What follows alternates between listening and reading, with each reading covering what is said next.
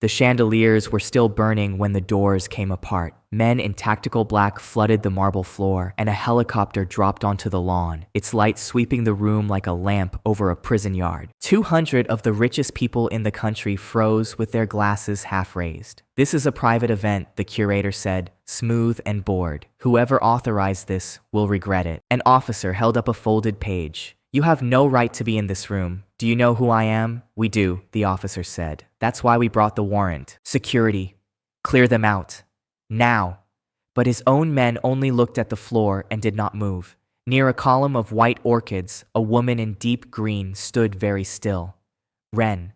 Her hand closed around the small silver pendant at her throat. "You did this," the curator said, the smoothness cracking. "You brought this into my house." "No," she said, looking past him at the doors. "I didn't." She was looking at a man the whole room had spent the evening forgetting. Somebody's quiet husband. Somebody's +1. "Bring up the screens," he said quietly, and the officers moved. Nobody in that room knew who he was or what he'd spent 3 months building. It began with a phone call in the rain. 3 months earlier. The island had no name on any map, only a chain of shell companies where a name should be. Daisuke had spent 2 weeks peeling them apart, and every layer smelled worse than the one under it. He'd come in low along the water an hour ago. Engine cut. Oars only. He'd counted the guards on the dock, then again on the path, and both times come up one short of comfortable. Now he lay flat on the wet rock above a courtyard, watching it glow through the rain. "Best night of my career, or the last one," he whispered to no one. "Should have brought a choir." Below him, figures moved, masks, long coats, each with a small silver mark stitched at the collar. Guards at the edges, with the loose stillness of men paid very well to hurt people quietly. Daisuke took 2 photos, the masks, the mark, a long table where papers were passed hand to hand and signed. He didn't let himself think about what he was seeing. Thinking got you slow, and slow got you caught. Then he pressed call. "Pick up. Come on, don't be asleep." Voicemail. Of course. Kaido slept like a man who'd finally earned it. "It's me," Daisuke breathed. "I found the place. I'm sending coordinates with this call. Save them the second you wake up." He thumbed the location and hit send, watching the wheel spin against the storm. "If something goes wrong tonight, don't open this in front of anyone. Not the office, not a soul. You'll understand when you hear it. Promise me." Below him, one of the masks turned toward the cliff. Daisuke stopped breathing. It held a moment, then looked away, and his lungs remembered how to work. Then a rock shifted under his boot, and the light snapped on and pinned him to the cliff like an insect on a board. There, on the ridge, there was no boat that would outrun what was coming up the rocks. So he did the only thing left. He slid the phone into his inner jacket pocket, screen down, call still open, and stood with his hands loose while they reached him. A hand closed on his collar, and the world tipped sideways, rain and light, and the smell of the sea all at once. Search him. Hands went through his jacket, his sleeves. He's clean. No badge, no wire. Everyone carries something. Not this one. They didn't check the inside pocket the way they should have. Men in a hurry rarely do, and the phone kept listening against his chest. "On your feet. Walk." They marched him toward the courtyard, 1 guard on each arm, and Daisuke went loose and heavy, buying seconds. "You picked the wrong beach, friend," a guard said, almost friendly.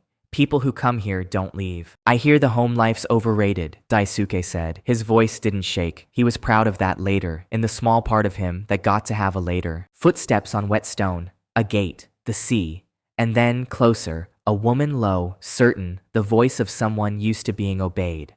A short breath before the words, a small habit, and then an order the wind ate before it reached the phone. Whatever she said, the guards moved the instant she said it. The phone caught the shape of that voice and nothing else. Not the name, not the face. Then the call cut to silence. "I slept through all of it. My best friend stood on a cliff in the rain, telling me to save his life, and I was face down in a warm bed, dreaming about nothing. My phone woke me at 6:10. A call after midnight never comes with good news. At best it comes with paperwork." That was the joke I told myself while the coffee dripped. I stopped telling jokes after I pressed play. "Kaido?" Ren called from the kitchen, warm and unbothered. "You're up early. I made too much again. Come eat. In a minute."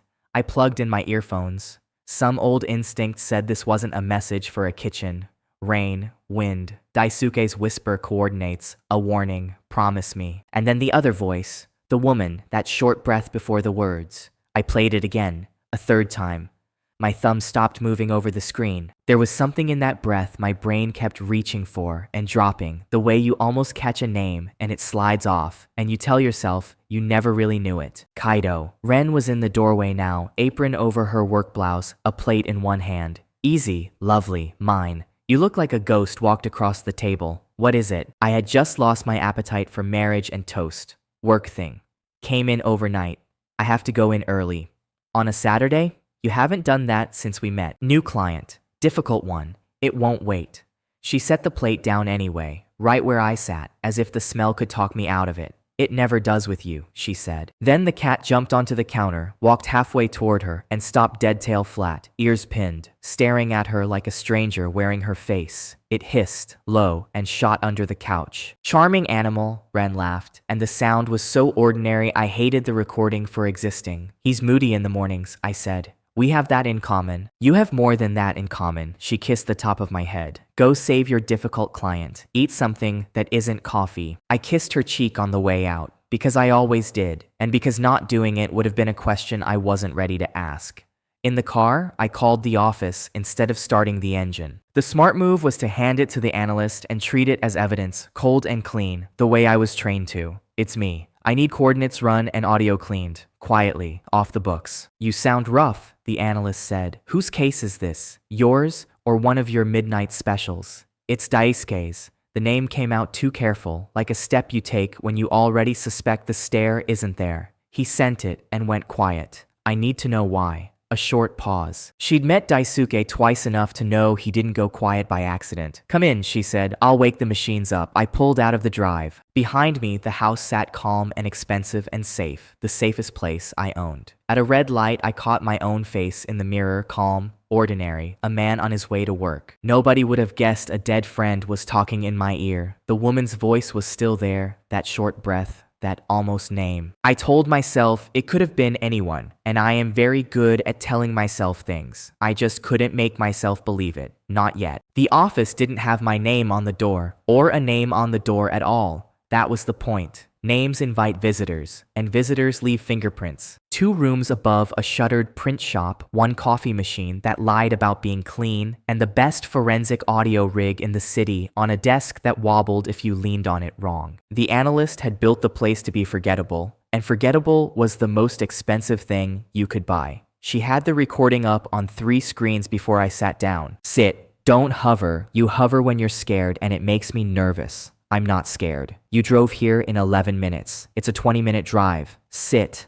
I sat. Ryuichi was already there, leaning against the window with a coffee he wasn't drinking, watching me the way he watched everything, like the room might do something interesting the second he stopped paying attention. So, Daisuke. He's not answering. I called 9 times. His jaw worked.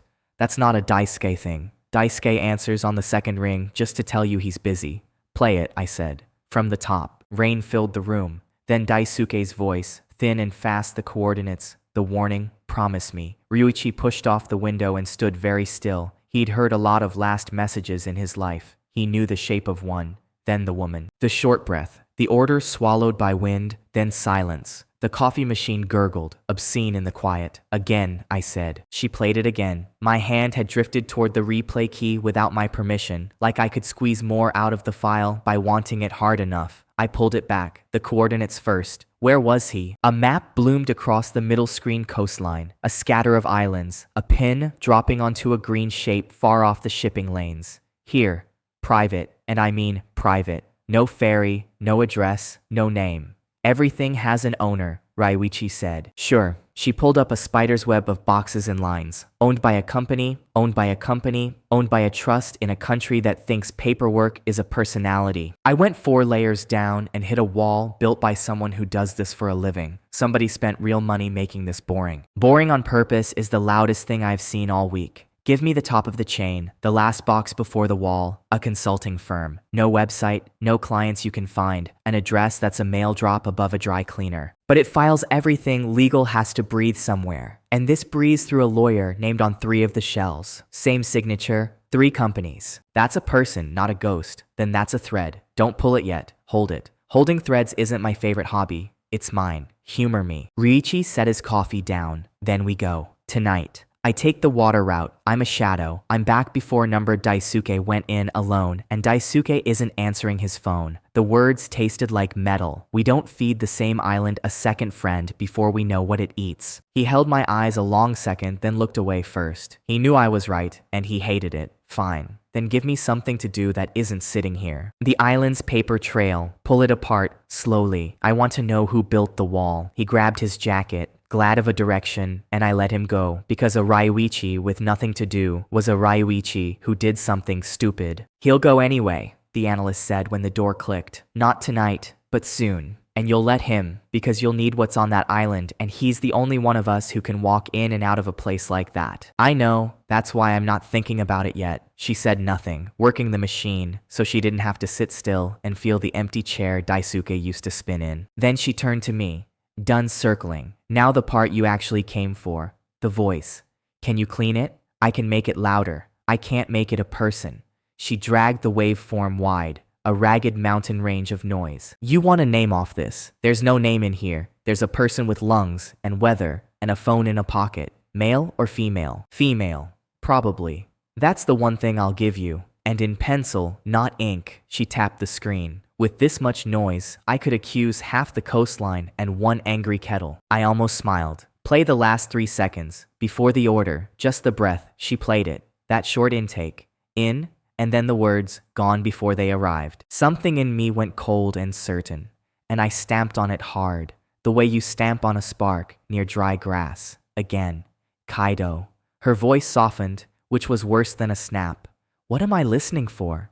You've got a face on that isn't a professional face. Here was the moment. 2 words. It sounds like Ren. I could hand her my worst fear and let her weigh it on her clean, honest scales. I didn't because I knew what she'd do with it. She'd tell me the truth, that a scared husband is the least reliable witness alive, that grief hears familiar voices in running water, that I wanted a target for the guilt of sleeping through the call. And she'd be right. So I kept it. Nothing. It just sounds like someone who knew they'd be obeyed. She looked at me a beat too long. That's a strange thing to hear in a stranger's voice. Everything's strange right now. I stood before she could push. Keep working the island. Keep the file locked. Nobody hears this but us. You're going home, she said. Not a question. To the wife, you're not going to tell about any of this. She's had a long week. Which was not an answer, and we both knew it. She let me walk out with my lie intact and wrote down the shape of it for later. Ren had made soup. I don't know why that's the detail that got me. I walked into my own house, and the whole place smelled like her mother's recipe, the one she only made when she wanted the evening to feel like a memory. And I stood in the doorway, thinking a thought I couldn't take back. She had made soup,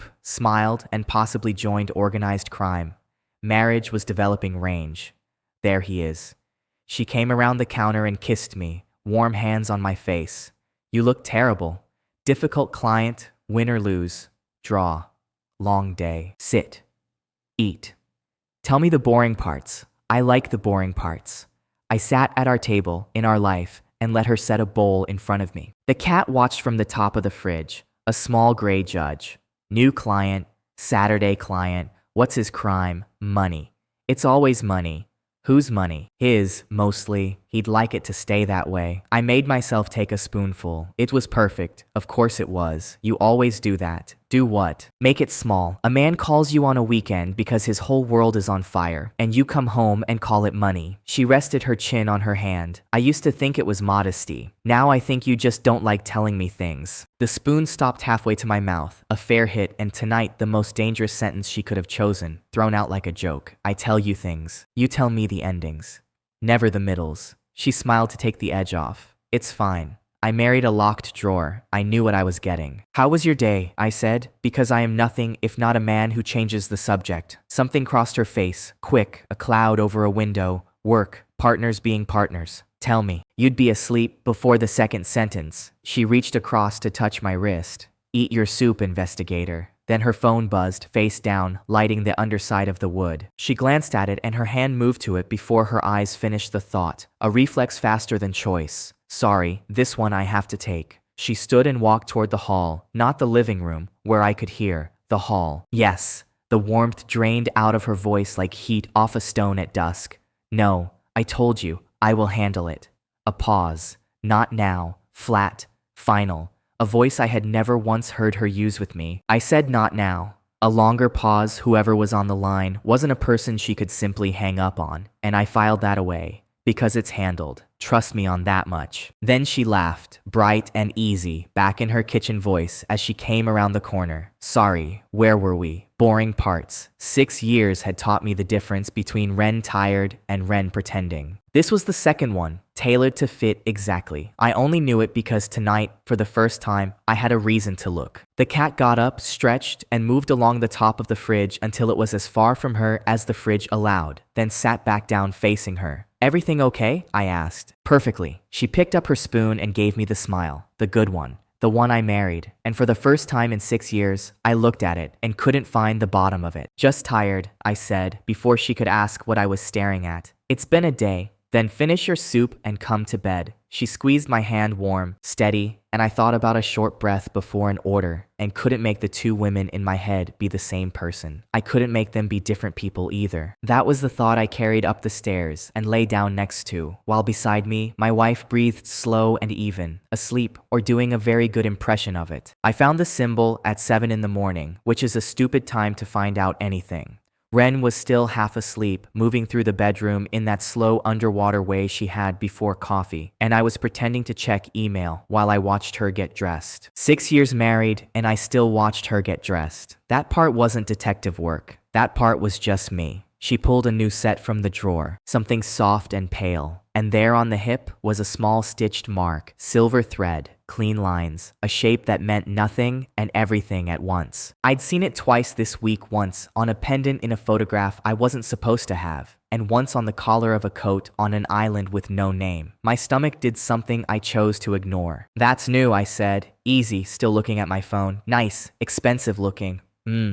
She didn't turn around. It was a gift. Generous friends. Partners. There's a collaboration. Some premium label wants the company's name attached. They send things. Easier to keep them happy than argue about a box of samples. It was a good answer. Smooth, bored, the exact right amount of not caring. If I hadn't spent 2 days with a dead man's voice in my ear, I'd have believed every word and thought about breakfast. But a rehearsed answer arrives clean, on cue, already wearing its shoes. Ren's answer had its shoes on. "What's the label?" Half a second, a pause the length of a blink right before she said, "Some French name, I never remember them," and stepped into the bathroom. The cat had been on the end of the bed the whole time. When Ren dropped the old clothes by the hamper, it stood, arched, and hissed at the pile like it had teeth, then jumped down and vanished under the dresser. "He hates that brand more than you do," I called. "He hates everything that isn't his food bowl," she called back over running water. I had maybe 8 seconds. I used 4. I picked up the pale fabric, turned it to the light, photographed the mark, and put it back exactly how it had been, corner over corner, because putting things back exactly is a skill, and I have it, and I hadn't used it in a long time. You don't forget how to do a thing like that. You just decide to stop. And then one morning, your wife buys the wrong lingerie, and your hands remember before your conscience does.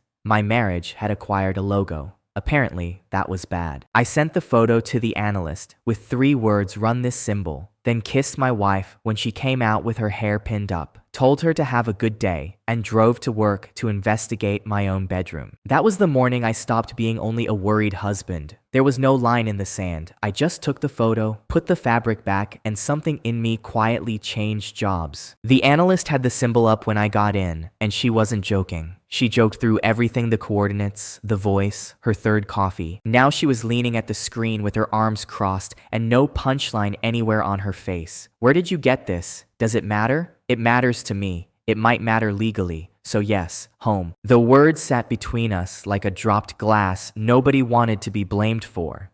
"Home," she repeated. That answer is somehow both intimate and legally annoying. She turned back to the screen, and to her credit didn't ask a second time. That was the deal we'd always had. I brought her the piece. She didn't make me explain the wound it came out of. "So what is it?" "A brand. Lingerie, luxury, the real kind, not the kind with billboards." She pulled up a page that looked like a locked door pretending to be a homepage. "You can't buy it. You get invited. There's a client list, and the client list is the product. The clothes are almost a formality. An invitation to what? Events, introductions, a certain kind of room. On paper, it's fashion and charity galas and lifestyle. Very clean, very tasteful, very lawyered." But, she split the screen, the brand's parent company on the left, the spider's web that led to the island on the right. She dragged one name across and two boxes lit up the same color. That's a partner holding company on the brand side. And it's 3 steps up the chain from your nameless island. Same owners, same money, different masks. Could be coincidence, I said, because someone had to, and I wanted to hear how weak it sounded out loud. Could be.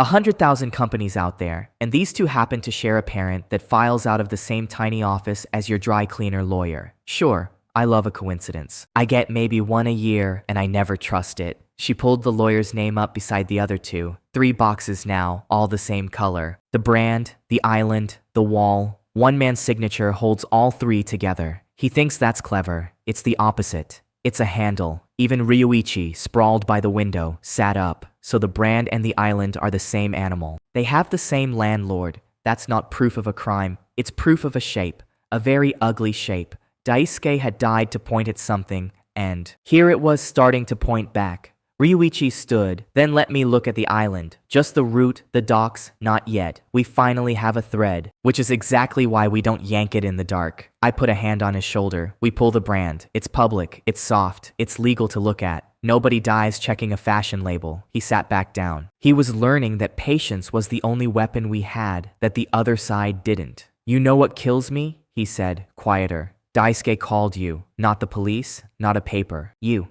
He had 1 call in him, and he spent it on you and a set of numbers. So whatever this is, he already knew it was too big for a phone call to fix. He just wanted someone to have it after. Nobody said anything. It was the truest thing said in the room all day. Then we make it count. The brand first, 1 boring step at a time. Across the city, Ren sat behind a glass desk in a corner office. Everything about her saying she'd built this with her own 2 hands. Her assistant hovered. The 11 o'clock moved to noon. And the private line's been asking for you all morning. I said you were in meetings. Ren's fingers found the thin chain at her throat. The same shape, the same silver, and turned it a quarter turn. The way some people touch a wedding ring when they're thinking. Put them through. And close the door. The assistant's voice dropped without being told to, the way voices do around certain names. The line clicked. Ren straightened her spine before she spoke, a reflex. A woman standing up straighter for a person who wasn't even in the room.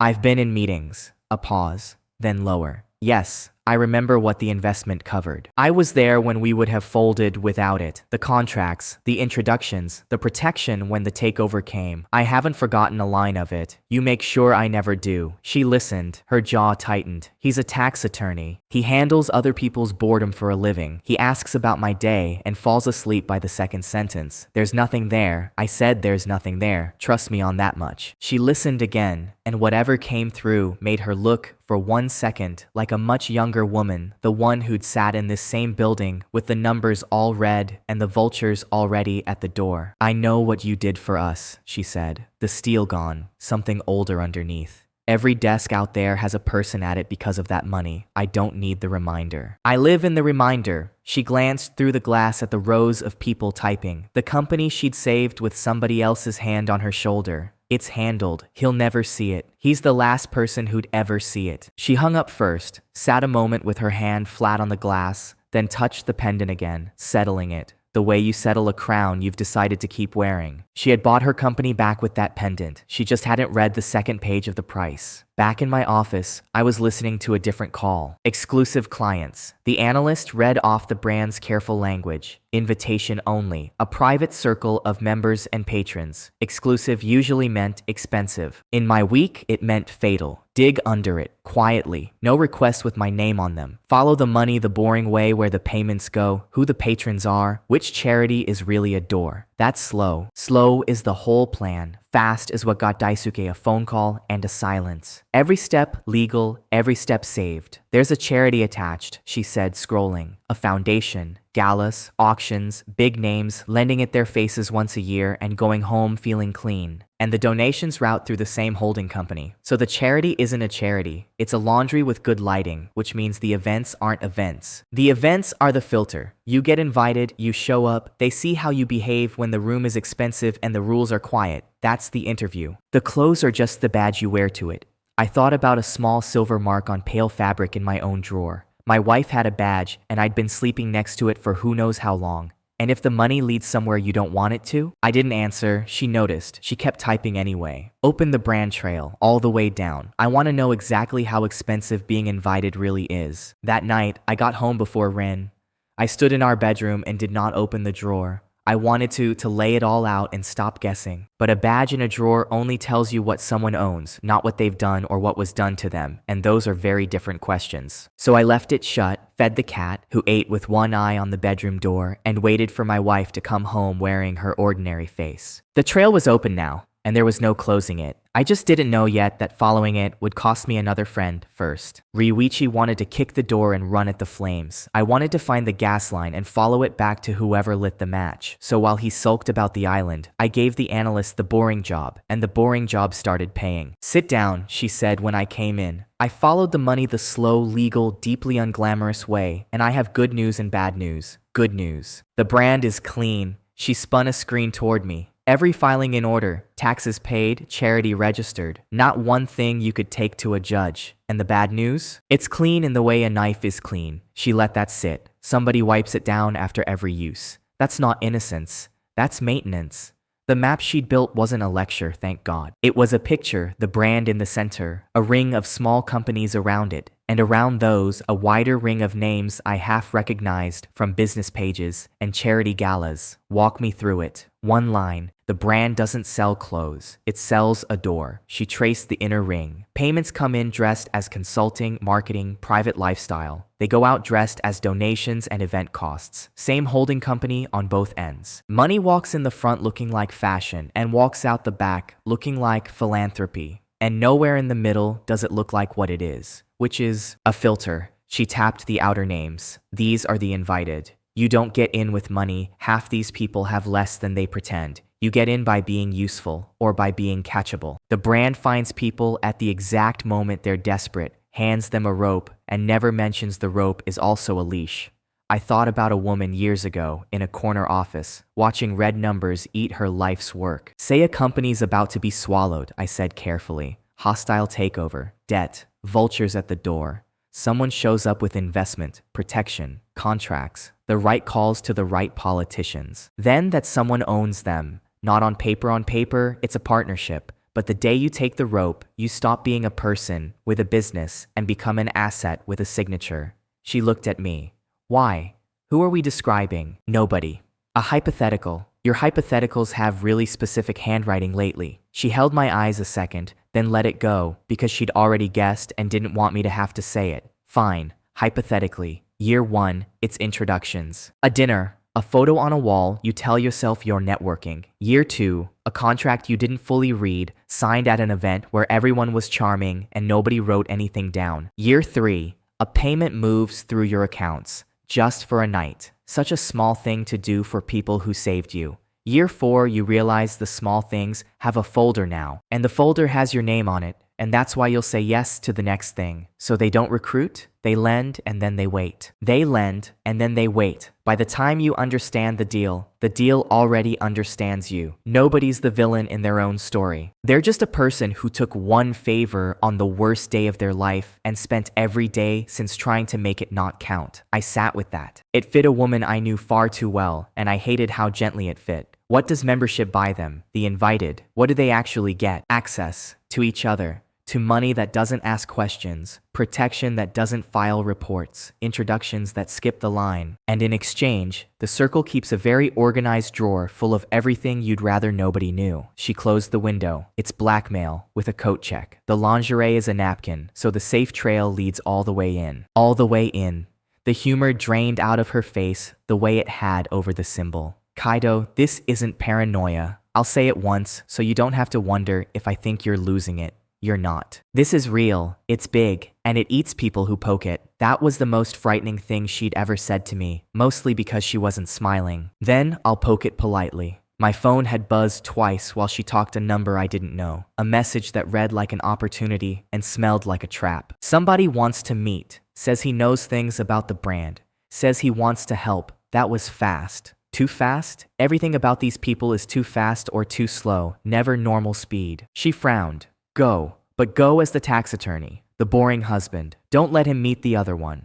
There is no other one. She just looked at me until I left. He picked a cafe where a coffee cost more than a good meal, which told me everything about how he wanted the meeting to feel. He was already there, in a suit that fit like it had opinions, one ankle over a knee, a business card placed at a careful angle for me to find. Kaido, thank you for coming. I hope I wasn't too mysterious. His grip was warm and dry and lasted one beat too long. He smiled like a contract clause that had learned dentistry. You said you knew about the brand, I said, sitting. I know a little about a lot of things.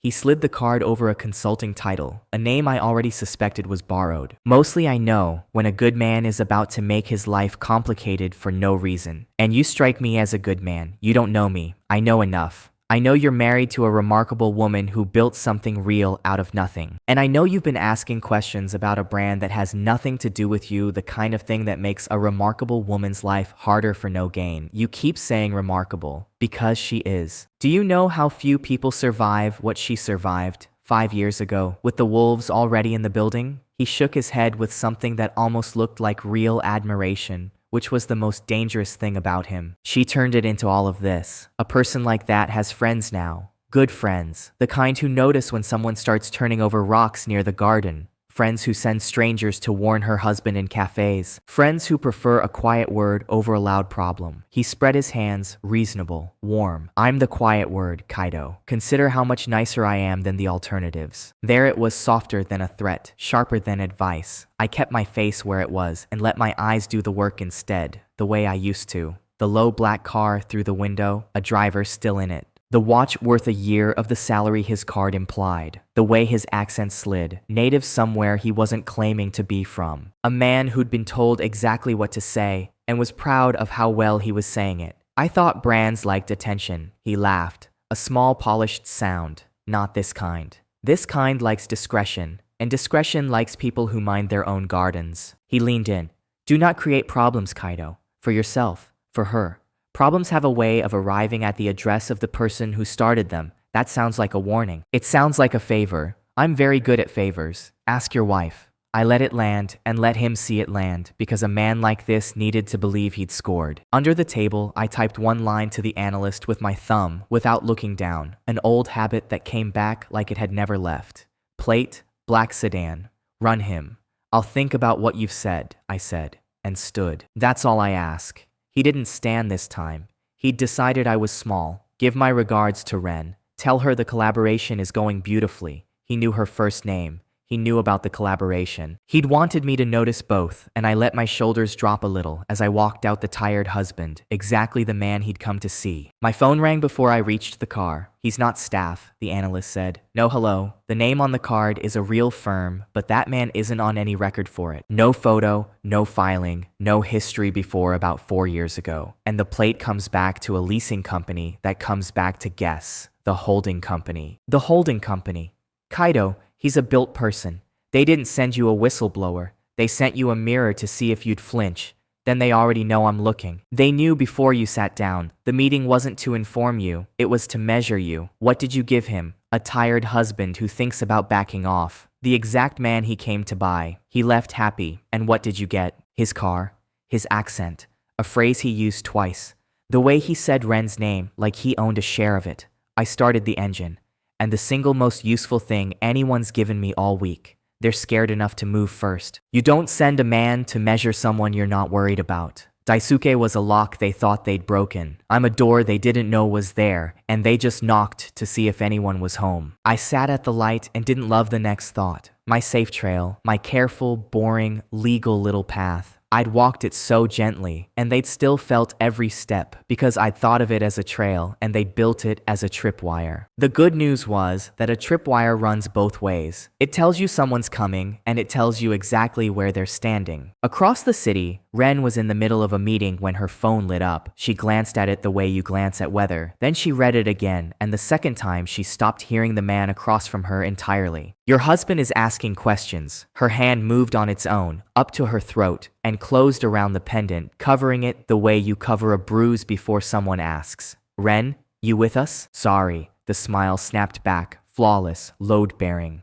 Go on, the third quarter, he went on. She didn't hear a word, looking past him out the glass toward a house on a quiet street where a man she'd decided was harmless was turning into a question she didn't know how to answer. For the first time, it occurred to her she might have married someone she'd underestimated. She typed back one word because the message demanded an answer, and an answer would buy her time. Handled. Then she sat wondering when, exactly, her marriage had turned into something she had to handle. Ryuichi lasted 4 days. I was almost impressed. For him, restraint that long counted as a medical event. He came in on the 4th morning with a map already open on his phone, and that look on his face, the one that meant he'd stopped asking permission somewhere around midnight and had only come in for the paperwork of pretending to. Perimeter only, he said before I'd finished my coffee. Not the island. I'm not an idiot. There's a logistics site on the coast, brand linked. It feeds the docks that feed the island. Staff, deliveries, paperwork, soft target. I look, I photograph, I leave. No. Kaido. Say the whole thing first, then I'll say no with more information. He said the whole thing, and it was, annoyingly, a good plan. The logistics site was where the clean world touched the dirty one, where an invitation-only brand had to become boxes and trucks and a bored man with a clipboard. Paperwork lives where boxes live. Ryuichi knew it, I knew it, and worst of all, the analyst knew it, because she'd already started laying tracker gear on the table while we argued. You're supposed to be on my side, I told her. I'm on the side that keeps him alive, she said, not looking up. He's going with or without us. This way he goes with a tracker, a camera, and someone in his ear who can count. She was right. I hated that she was right. It was becoming the theme of my week. Here's what bothers me. This circle has money, lawyers, politicians, a man who plays informant for a living. And you want me to believe the keys are sitting in a shipping office next to a coffee mug. That's exactly why they are, Ryuichi said. You hide the crown jewels in a vault. You hide boring paperwork where boring paperwork goes. Nobody guards a manifest. Their whole thing is that they're untouchable up here. He held a hand high, which means nobody's watching down here. He dropped it to the table. Down here is mine. He wasn't wrong. That was the trouble with Ryuichi. He was reckless in the way a scalpel is reckless, which is to say, not at all. Until the one time it is. Something else bothers me, I said, quieter. It's too quiet. They sent a man to measure me, and then nothing. No follow-up, no second warning. People like this don't go quiet because they lost interest. They go quiet because they've moved from talking to planning. Then we move before they finish. Every day we're careful, they're getting less careful things done. Perimeter. And perimeter means you do not, at any point, decide the perimeter has moved. Perimeter is a flexible word. Not in his sentence, the analyst said, clipping a camera to his collar. In your sentence, it's a wall. You touch the wall. You do not open a door in the wall and call the doorway perimeter. You two rehearse this? We worry about you in our free time, I said. It's a whole hobby. He grinned, and for a second, he looked like Daisuke used to, right before Daisuke did something that turned out to matter. And my stomach turned over. I almost called it off. I almost said the true thing that I'd already fed one friend to this and couldn't watch a second walk toward it whistling. I didn't, because he was right, and if I kept everyone home out of fear, then Daisuke died for a locked drawer. Rules. Check in every 10 minutes. If she says abort, you abort mid-sentence. And if it feels wrong, it is wrong. Don't wait to be sure being sure is what gets people caught. Yes, Dad. He was already halfway to the door, already gone in his head. Relax. I'll be so quiet they'll think the wind did it. He left before I could change my mind. He always did know how to time an exit. The coast at dusk was gray on gray. The logistics yard a long, low building behind a chain fence, floodlights coming on one by one. Ryuichi went along the fence like he belonged to it. A man in a delivery company's jacket he had no right to wear, clipboard in hand. Nobody stops a man with a clipboard. A clipboard says you've already been approved by someone too important to bother. I'm at the fence, he murmured. 2 guards at the main gate, one walking the yard, slow, bored, cameras on the corners, old models. Copy, the analyst said in his ear. Cameras live. Loading dock is your best paper. Offices attached to it. He slipped through a delivery gap the way water finds a crack, unhurried, into the shadow of a parked truck. From my chair, half a city away, I watched the yard tilt and sway on the screen, my heart doing something my face wasn't allowed to. Dock office, he breathed. Doors propped. Someone left a coffee. Maybe 2 minutes. Then take one, I said. Photos, not souvenirs. You know I love a souvenir. I know you love a prison cell you haven't seen yet. Photos. He timed the gap. The yard guard reached the far corner, turned to light a cigarette with his back to the wind, and gave him the 6 seconds he needed to cross open ground and fold himself into the doorway like he'd been sent for. I'm in. Smells like burnt coffee and toner. Romantic.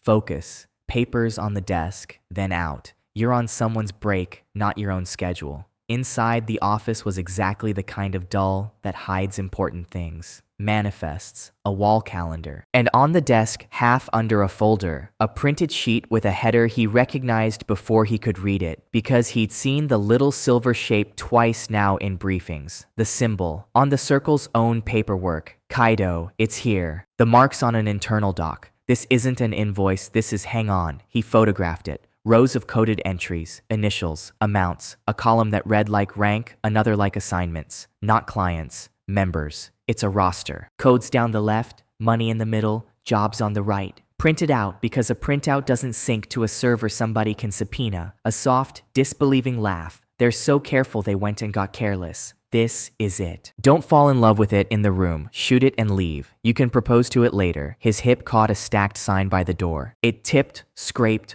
thunked against the wall. Everyone froze. Still technically quieter than a helicopter, he whispered. Did you hear that? A voice, outside, close.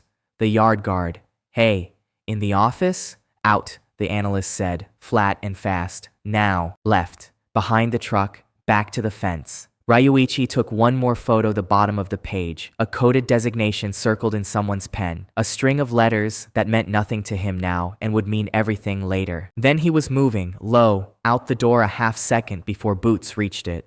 I have it. Tell me you got the photos. Saved. Both, before you asked. Go. The guard swept the office with a flashlight, found a tipped sign and a cooling coffee, and stood there a moment too long, the way a man does when his gut tells him something his eyes can't confirm. Then he keyed his radio. Yards clear. Probably a cat. But flag it. Tell the office someone was sniffing tonight. Half a mile up the coast road, Ryuichi's car turned toward the city. Headlights cutting the dark, and for the first time in weeks, the three of us let ourselves feel something almost like hope. Talk to me, slowly. What do we have? Everything, he said, and I could hear him grinning. A member list, not clients' members. Names in code, amounts, ranks, who reports to who, and the marks on the header so nobody can say the brand's just fashion. Same symbol. Same as the photo you brought in. He'd caught himself. He knew whose lingerie that photo came off. He was kind enough not to say it on an open line. If he says everything one more time, the analyst muttered. I'm charging him for dramatic irony. I heard that. You'll bill me. I'll frame it. Kaido, there's a coded row near the bottom, circled, boxed off from the rest like it's special. I can't read it internal cipher, but it's flagged different. Whoever's in that row is a bigger deal than the rest. Circled by hand? By hand. Someone sat with this page and put a pen to one line. You don't do that to a stranger. This person matters to them. Enough to keep track of personally. Something cold touched the back of my neck. I didn't know why yet. Save it, I told the analyst. Every frame. 3 copies. 3 places. If this drive walks into the sea tonight, I still want that page tomorrow. Already done. You think I trust him to arrive with it? No offense, Ryuichi. So much offense, he said cheerfully. I'll allow it. Don't read it to me now, I said. Just drive. Normal speed. Signal. Lane. Boring. You're a tired man going home. I am a tired man going home. Then act like it isn't a story you're going to tell at parties. Across the city, a phone lit on a nightstand. Ren picked it up before it finished buzzing and reached for the pendant first, out of some habit older than the fear. Before she read the message, her face changed. It was colder than the last one, shorter, the kind that isn't a warning anymore, because warnings are for people you still expect to listen. She set the phone down carefully, like it might go off. It hadn't asked her to do anything. That was what frightened her. The last one had said handle it, which meant they still saw her as someone who handled things. This one just said, it is being handled. Passive. Without her. She'd spent 5 years making herself indispensable, and in one line, they'd told her she was cargo now, and cargo, when a ship gets nervous, is the first thing thrown overboard. On the coast road, Ryuichi checked his mirror out of the instinct that had kept him alive in worse places. A pair of headlights had come up out of nowhere and settled behind him, matching his speed, holding the distance close enough to be a companion, far enough to be a lie. Kaido, the grin was gone. I've got a car on me. Where? Coast road, no turns for a while. He came out of nothing. A pause. Steady. Still Ryoichi? Could be a guy going home. Analyst, I want his exits, I said, already standing, already reaching for keys I had no plan for. There aren't any for 6 kilometers, she said quietly. It's just the road and the water. Ryuichi, speed up nice and easy, like you're a little impatient. I've got everything, Kaido. His voice was calm now, the calm that scared me more than panic would have. Whatever happens, it's saved. She's got the photos. It's out of my hands and safe. Remember that. Don't do the speech. You do the speech and I'll never forgive you. Just drive. I'm coming in, he said. Have the coffee on. The headlights behind him grew. For about 10 minutes, we let ourselves win. It was a stupid luxury, so naturally, we spent it immediately. The analyst had cleared the big table, a laptop, a card reader, 2 drives, a printed sheet of steps in her own handwriting, chain of custody, timestamps, the boring rituals that turn a photo into something a court can't wave away, and an empty tray at the end for whatever Ryuichi walked in carrying. For 10 minutes, Hope sat on our table like it had an appointment. When he gets here, nobody touches the original, she said. More to herself than me. We image it, we hash it, we log it. We do this one right. We do this one right. Say it like you mean it. I mean it. I'm also listening to a car engine on a speaker like it's music. Ryuichi's line was still open, a low hum of road and radio, him humming badly to something off-key. A living friend driving toward us with the thing that would finish this. You're flat, the analyst told him. I'm driving. You want harmony? Send a passenger. What's the first thing you'll do when you get here? It wasn't really a question. It was the thing you do when someone you love is on a dark road and you want to keep them talking. Hand you the card, wash the coast off my hands, take the best nap of my life, then make Kaido admit I was right. On the record, he can put it in one of his little files. I'll notarize it, I said. Ryuichi was right once, about a delivery yard. Framed, over your empty chair. Empty because I'll be napping. Empty because you'll be insufferable, and I'll have moved offices. He laughed. The analyst almost smiled. For those few minutes, it was the 3 of us again, the way it had been the 4 of us before, and I let myself forget that this circle had never once let us keep a good thing. Across the city, in a room I couldn't see, a different conversation was happening in a much quieter voice. The curator took the call standing at a window, a glass of something amber untouched on the sill, his aide reading from a phone, the way you speak near a sleeping animal. The yard flagged an intrusion. Someone was in the dock office last night. A page is missing from the logistics binder, the member sheet. The curator did not raise his voice. He never had to. Do we have eyes on the person? A vehicle. Leaving the coast now, heading into the city. Then it's simple. He lifted the glass, looked at it, set it down without drinking. Close it, quietly. Nothing that makes the news, nothing that needs a story longer than 1 sentence. And bring me back what he's carrying. No noise. Noise is for people who've lost control. We have not lost control. The aide left. The curator stayed at the window, then sent 1 short message to a number he almost never used 4 words, that would arrive on a nightstand across the city and sit there like a coal on a bedsheet. Ren was still awake when it came. She read the first line and did not open the rest. It is being handled. She knew its grammar now. Handled was a word the circle used the way a butcher uses cut. She set the phone face down and did not touch her untouched glass, and did not let herself imagine the road, or the car, or the person in it. She reached up out of habit, and her fingers found the pendant. Tonight it felt warm, almost hot, like it had been sitting too near a fire she'd been pretending not to feel for 5 years. Back in the office, Ryuichi stopped humming. Hang on, that car's still with me. He was gone for a bit. He's back. How far? The room went cold and clean. Close, closing, steady, always steady. Coast Road, that bad stretch by the cliffs, no shoulder. Kaido, if this is speed up, now. Don't be polite. I've got everything. It's saved. Whatever this Ryuichi, drive. Have the coffee on. I'm calm.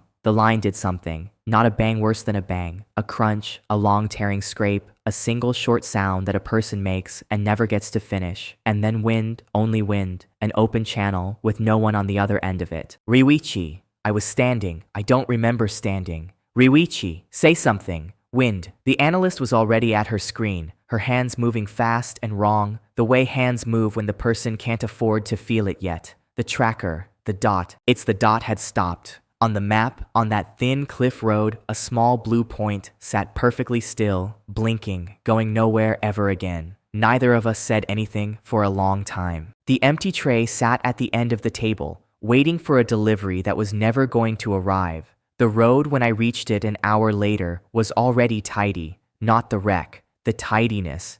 There should have been chaos, the ragged middle of an emergency. Instead, there were cones in a neat row, a tow truck already backing up, and an officer with a clipboard who'd clearly finished thinking about this before I arrived. The report arrived faster than roadside coffee. That was never a good sign. The car was down the slope, nose into rock. I made myself look, then made myself stop, because looking wouldn't bring anything back and I needed my eyes for other things. "Sir, you can't be down here." The officer, young, tired, a decent man reading from a script he didn't know was a script. "Do you know the driver? He's my friend, Ryuichi." "What happened?" "Lost control on the curve. Bad road at night, especially in the wet."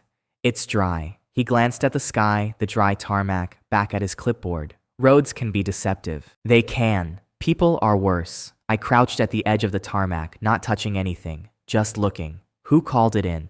"Anonymous. A passing motorist. On a road with no shoulder and no traffic. At that hour, a passing motorist happened by. Called it in cleanly and didn't stay to give a statement." I stood. "Lucky road. So much passing traffic tonight. One car to run him off it, one to phone it in. That's a busy stretch of nothing." "I didn't say anyone ran him off anything." "No, you didn't. And there's no brake mark." I said it quietly. "Just a man pointing at the ground. A man loses control on a curve. He brakes, panic braking. Long black lines you'd read from the road. There's nothing." He went off straight and calm, like the wheel turned for him. His jaw worked. "We'll determine that in the report. His phone, his bag, his laptop case. He never travels without a bag. Where are they?" "No phone recovered.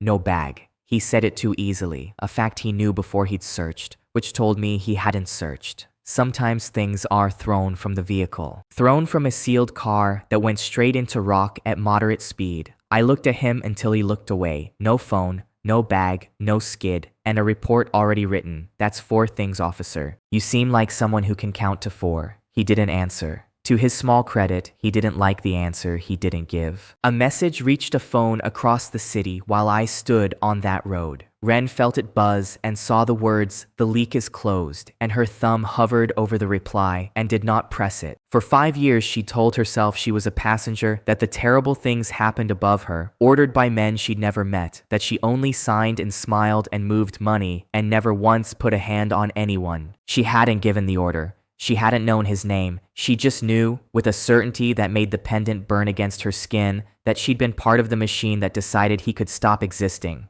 She turned the phone face down. Somewhere in the back of her mind, a small, clear voice she'd spent years drowning out asked the only question that mattered. If they can close a leak this cleanly, what happens the day you become the leak? She poured the untouched drink down the sink and stood in her beautiful kitchen in the dark, in the house her signature had bought, listening to the quiet like it might tell her how much time she had left inside it. I stayed after they left. I asked the officer for a few minutes, and he let me, because a grieving friend on a roadside is the most invisible thing in the world. And because he wanted to be somewhere, he didn't have to keep not answering me. The tow truck growled up the slope with the wreck. The cones went into a trunk one by one, the neat little theater of a clean accident folding itself away for the night. Headlights pulled away until it was just me. The dark and the sea against the rocks below the same sea, I realized, that had taken Daisuke. This whole thing lived by the water, and it always cleaned up after itself. Except cleaning up in the dark, in a hurry, is how you miss things.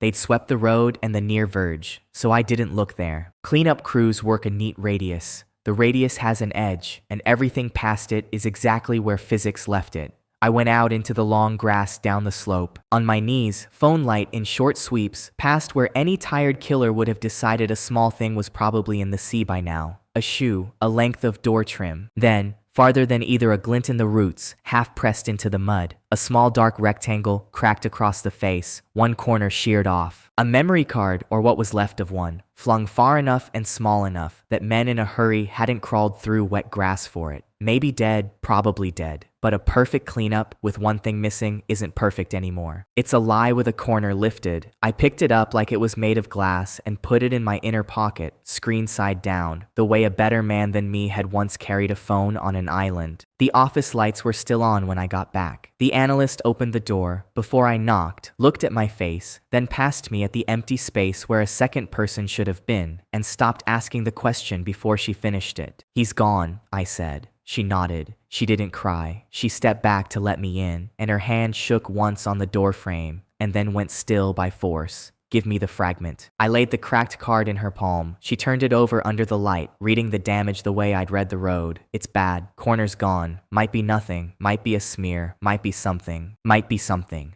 She closed her hand around it, and after a long silence, in a voice gone rough, "I hate that your worst days come with homework." "Yeah, me too. 2 of them now," she said, not looking up from the reader. "Daisuke on the island, Ryuichi on the road, same water, same people. I keep thinking there should be a version of this where being careful was enough. There isn't. Careful kept us alive. It was never going to keep everyone alive. That was always the price. And they always got to pick who paid it. That's a horrible thing to be right about. I'm full of them lately." She started the slow, stubborn work of pulling a dead man's last frames off a broken chip. That was her grief. Mine was going to be quieter and take longer and turn into something with a warrant on the end of it. I'd been building a case because Daisuke deserved an answer. Now I was going to build one they could not clean, could not buy, could not run off a cliff. Not for revenge. Revenge is loud, and revenge gets people killed. I wanted the other thing. I wanted them standing in a bright room while every quiet thing they'd ever done was read out loud. I looked at Ryuichi's empty chair and didn't sit in it and didn't move it. "Kaido," she'd stopped, hand on the desk, staring at nothing. Before the yard, going through Daisuke's old notes, there was a line I skipped because it made no sense. She turned.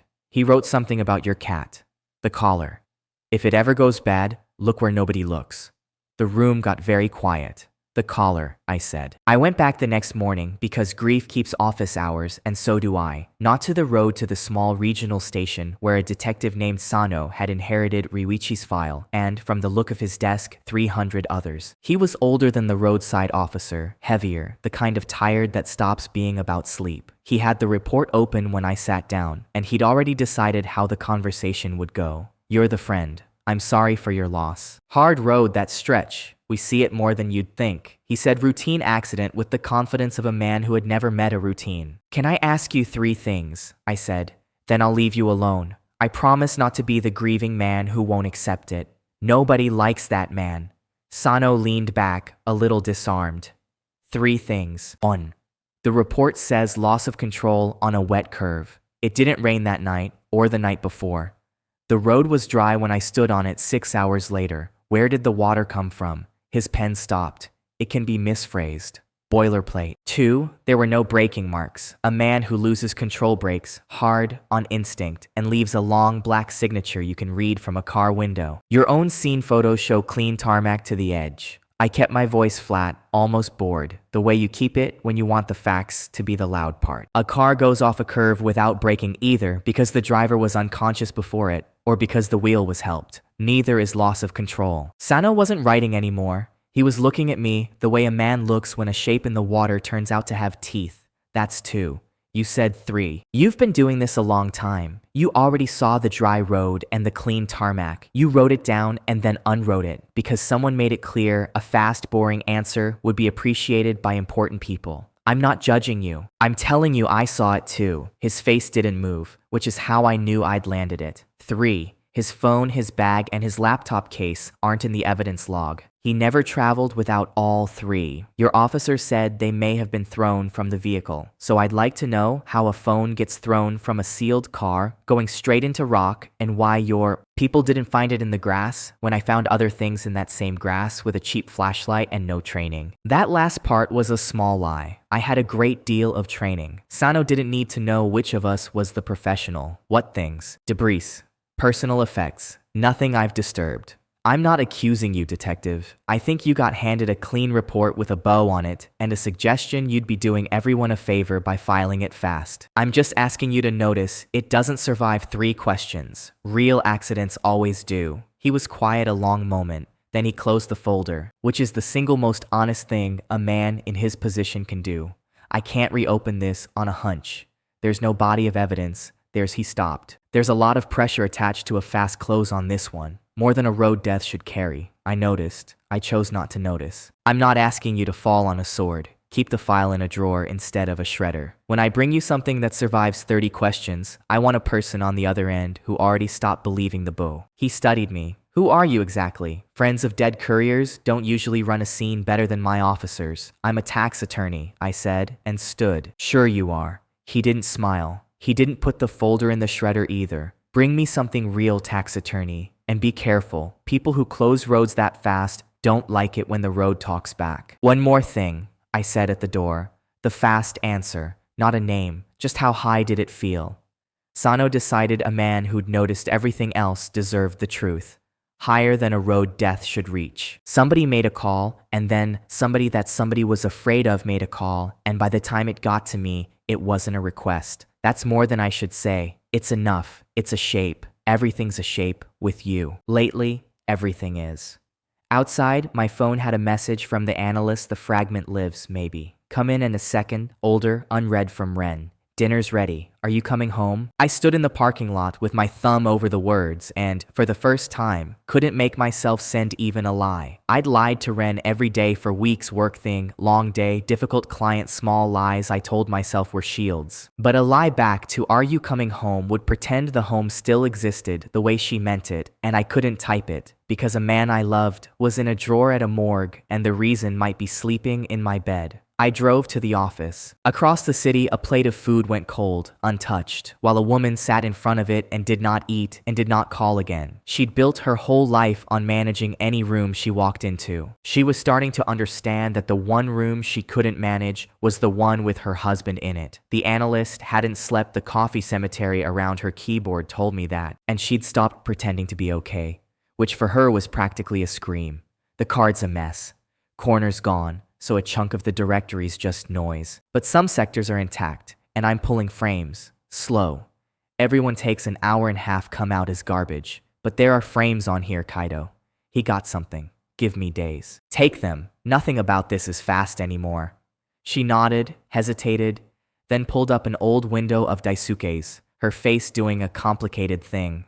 While the frames cook, I went back through his old material. Not the island stuff, the old stuff, from before, when he was just being paranoid at us over drinks. I flagged this months ago and dismissed it because it read like a joke. Now it doesn't. It was a note, dated before any of this started. Most of it was ordinary. One line was not.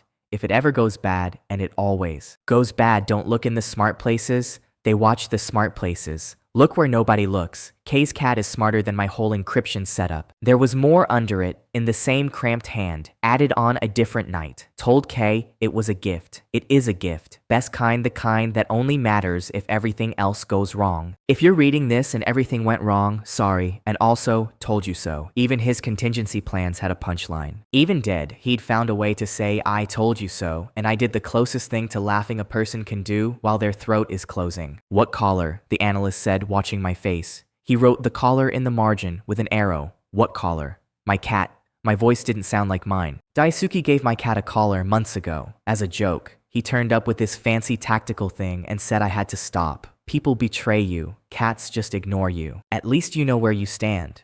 I thought he was being sentimental. I thought he was drunk. Was it expensive? Too expensive. Weirdly well made. Too much for a cat. The floor was tilting. There's a thick seam on it. I've had my hand on it 100 times feeding that animal, and never once. Daisuke trusted your cat more than encrypted mail, the analyst said quietly. Annoyingly, he may have been right. I sat with it. Daisuke didn't do sentimental. Daisuke did dead drops. He'd known, months out, that if he ever found something too big to carry, the safest courier in the world was a house pet nobody would think to search, in the home of the one person he trusted. He'd hidden the answer in my own living room, then died trying to point me at it, while I chased islands and brands and cafes, and the thing sat on a cat, purring, 10 feet from where I slept. He built me a backup before he even had anything to back up. That's who he was. He planned for his own death like it was a Tuesday. So what's on it? Here's what actually scares me. That collar's been on that cat this entire time. Through the island, the yard, Ryuichi. The circle tore apart Daisuke's apartment, took Ryuichi's phone and bag, sent a man to measure me, and the whole time the thing they feared most was sitting on a cat, being ignored by everyone including me. They think in vaults and servers and couriers. Daisuke thought in the one blind spot none of them have. Nobody frisks a house pet. I stood. My legs had opinions about the last 2 days and I ignored them. One way to find out. Kaido. She caught my sleeve. If there's a real archive on that collar, and the circle ever learns it exists, that cat becomes the most dangerous object in your house. And your wife lives in that house. Neither of us said the rest, the part where my wife's voice might be the thing waiting on the tape. I know. Do you though? You've got a face like a man about to walk in and check a collar with his wife standing right there. Don't. Whatever's on it, you don't open it in front of her. If she's nothing to worry about, you've lost nothing by being careful. And if she's something to worry about, then being careful is the only thing that keeps me alive long. Enough to matter. I know. I've done this before. I just forgot I knew how for a while. Being married made me stupid in a very specific way. Being married made you happy, she said, gentler than I expected. Those look the same from the outside. That's the trick of it. That landed harder than she meant it to, or exactly as hard. With her, it was always hard to tell. I left for home with a dead man's foresight in my head and one unanswered message glowing in my pocket. Are you coming home? I was. Just not the way she meant it. The cat was asleep on the back of the couch when I got home, folded into a gray comma, utterly unaware he'd been the most important witness in the city for months. Ren's coat was on the hook, lights on in the kitchen. The small sounds of a person pretending the evening was normal because pretending was the only move either of us had left. You're home, she called. Light, careful, there's food if you want it. I didn't wait. Thanks. Long day. I'm going to sit with the beast a minute. I crossed to the couch and put my hand on the cat the way I'd done 1,000 times, and he stretched into it, boneless, trusting, and I felt the collar under his fur and made myself breathe. It was a good collar, too good the thing I'd never let myself notice. Not the soft nylon you buy at a pet store, but a dense woven strap with a matte finish, and the clasp wasn't a plastic snap, but a low-profile metal catch that sat flush. The kind of hardware you find on gear that has to work the first time or someone dies. Daisuke had put field-grade equipment on a house pet and called it a gag gift, and I'd laughed because I was a man who decided to stop seeing things like that. My thumb found the seam along the underside, a section of stitching slightly thicker than the rest. Doubled where it didn't need to be. Is he okay? Ren was in the kitchen doorway. She'd come without me hearing her, which she almost never did. He's been off all week, a beat too fast. You're not. Is something wrong with his collar? Something wrong with his collar. Of all the questions in the house. He's fine, I said. Not turning, keeping my hands lazy, a tired husband fussing over a pet. Just checking he hasn't lost weight. She lingered. I could feel her looking at my hands. So I didn't rush. Rushing is what guilty people do. And she'd have smelled it. I slowed down, made a show of checking his ribs, murmuring nonsense. Being as boring as a man has ever been until her attention drifted back toward the stove. The question was the tell, not is he okay? Is something wrong with his collar? In 6 years, she'd never once mentioned it, so either she'd developed a sudden concern for cat accessories, or somebody had, very recently, made her aware that objects around the house could matter. I filed it in the growing drawer marked things my wife should not know about. Come eat before it's cold, she said. The second her footsteps faded, my hands stopped being lazy. I worked a fingernail into the thick seam and felt it give along a hidden line. Not torn stitching, but a designed opening, a little pocket sewn to look like reinforcement. Inside, wrapped in a scrap of tape, a hard rectangle the size of a fingernail. A micro memory card. The cat had been promoted to evidence custody without signing anything. I slid the card out, pressed it into my palm, and this was the part that mattered, closed the seam back exactly as it had been, thumbed the stitching flat, and left the collar on the cat. Empty now, restored, wearing its secret compartment like it had never been touched. The best hiding place is one someone has already searched and dismissed. Then I sat scratching a cat who'd carried the truth through my living room for months, and texted the analyst one line under the table where the kitchen light couldn't reach. Bring a clean device to the office, now. He left me something after all. Then I ate dinner, which was the hardest part of the whole night, harder than the road,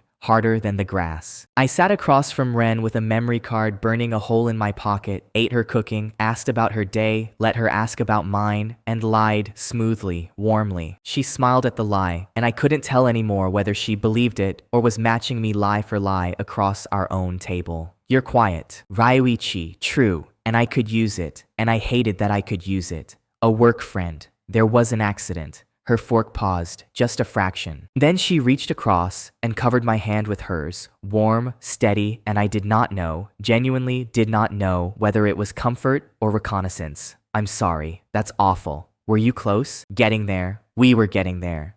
She squeezed my hand in her other, under the table. Her phone buzzed once and went still, ignored, face down. A whole marriage of things face down on tables. I let myself remember the day he gave it to me, a Sunday. Daisuke had shown up unannounced the way he always did, holding a small box and grinning like he'd gotten away with something. For the cat, he said, dropping it in my lap. I turned the collar over, felt the strange quality of it, and did what I always did with Daisuke's stranger moods, made a joke. This is nicer than my belt. Why does my cat need tactical gear? Because people betray you, he said, dropping onto my couch, stealing my drink. Wives, partners, business friends, the whole zoo. Everybody's got a price and a bad week coming. But cats? He scratched the cat's chin. Cats judge you constantly, sure, but quietly. A cat will never wear a wire. You've thought about this an alarming amount. I think about everything an alarming amount. It's why I'm still here. If this little guy ever sells us out, at least he'll demand fish first. More honesty than you'll get from most people in a suit. Then, he'd gone quiet and I'd missed it, because I was watching the cat bat at the new collar and thinking about nothing. You've got a good life here, Kaido, he'd said, looking around at the photos, the warmth of it, a real one. Do me a favor and don't get comfortable enough to stop paying attention. Comfortable is where they get you. Who's they? Everybody. Anybody. Ask me again in a year. Then he'd grinned and changed the subject, and I'd let him, because that was our whole friendship, the serious thing said once, and buried under a joke, so neither of us had to hold it. He'd sat on my couch and told me, in the only language he had, that the people closest to me could be the ones to watch. I'd heard a paranoid friend. I should have heard a warning with my own address on it. He hadn't been joking. He'd been choosing the one channel no surveillance on Earth would ever check, because Daisuke understood a thing about powerful people they never understand about themselves. They watch for cleverness. They never watch for a cat. Was he always like that? The analyst asked in the present, sliding the card into a laptop that had never touched the internet and never would. Jokes that turned out to be blueprints? Always. I just thought I was the audience. Turns out I was the plan. The archive opened one folder at a time, the machine reading a dead man's foresight off a chip smaller than a fingernail. It wasn't a case for 1 second when the folders bloomed. I let myself hope it was. That Daisuke had handed me a finished thing with a bow on it. It was a workshop. Every rough thought he'd had before he had proof, saved in case he never got to finish. Photos of the island older than the night he died, taken from angles that meant he'd been circling it for weeks. Notes on the brand, the same holding company web the analyst had rebuilt from scratch, except Daisuke got there months earlier and alone. Company names, payment guesses. A hand-drawn diagram connecting a lingerie label to a private island by way of a charity, with question marks he'd never gotten to erase. An audio short, rough clips harvested from who knew where. The analyst played one. And under the hiss, there were voices at some event. Laughter, a woman speaking low, and my whole body went cold before my mind caught up, because the shape of it, the cadence, that small intake before she spoke. Stop. She stopped. Kaido. That's not confirmation. It's a party clip. It could be anyone. You know that better than I do. I know. Do you want me to keep it separate? The audio. Keep it separate. Log it. Don't clean it yet. I don't, not yet. She moved it into its own locked folder, without another word, the kindest thing anyone did for me that whole month, giving me permission to not be sure a little longer. For what it's worth, she said, careful, not looking at me. A clip like that gets thrown out of any room that mattered. Bad audio, no chain of custody, no context. Even if it is her, and I'm not saying it is, it proves nothing. So you're not protecting her by refusing to hear it. You're protecting yourself. That's allowed. Just know which one you're doing. I know which one I'm doing. It came out rougher than I wanted. I'm doing the one where I get to be married for one more night before I find out I wasn't. She let that sit. She was too honest to pretend there was anything to fix. There was a last file, a text note, the digital twin of the one on the collar. If you're in here, it went bad, and I'm probably gone, and I'm sorry. Here's everything I had before I had enough. It's not proof. Don't take it to court. They'll eat you. Build it into something they can't. And Kaido, be careful with the people closest to you. The closer they are, the longer you'll refuse to see it. That's not weakness. That's just love doing its job. But it'll get you killed, so keep one eye open. Daisuke filed paranoia better than most people file taxes, the analyst said softly. It wasn't really a joke. It was a way of saying she loved him too and couldn't say it straight. It's not enough. For court, any of it. No. It's a spine with no body on it yet. It tells us where to dig. It's a map, Kaido, a really good map, drawn by someone who died before he could walk the last mile of it. Island, brand, voice. 3 lines Daisuke had drawn toward each other in the dark, almost touching, one confirmed identity away from becoming a rope. I looked at that near convergence a long time. We can't out-clever these people at their own level. They've had years, money, lawyers, cleanup crews. Every legal door I knock on the normal way, they'll have already bought the doorman.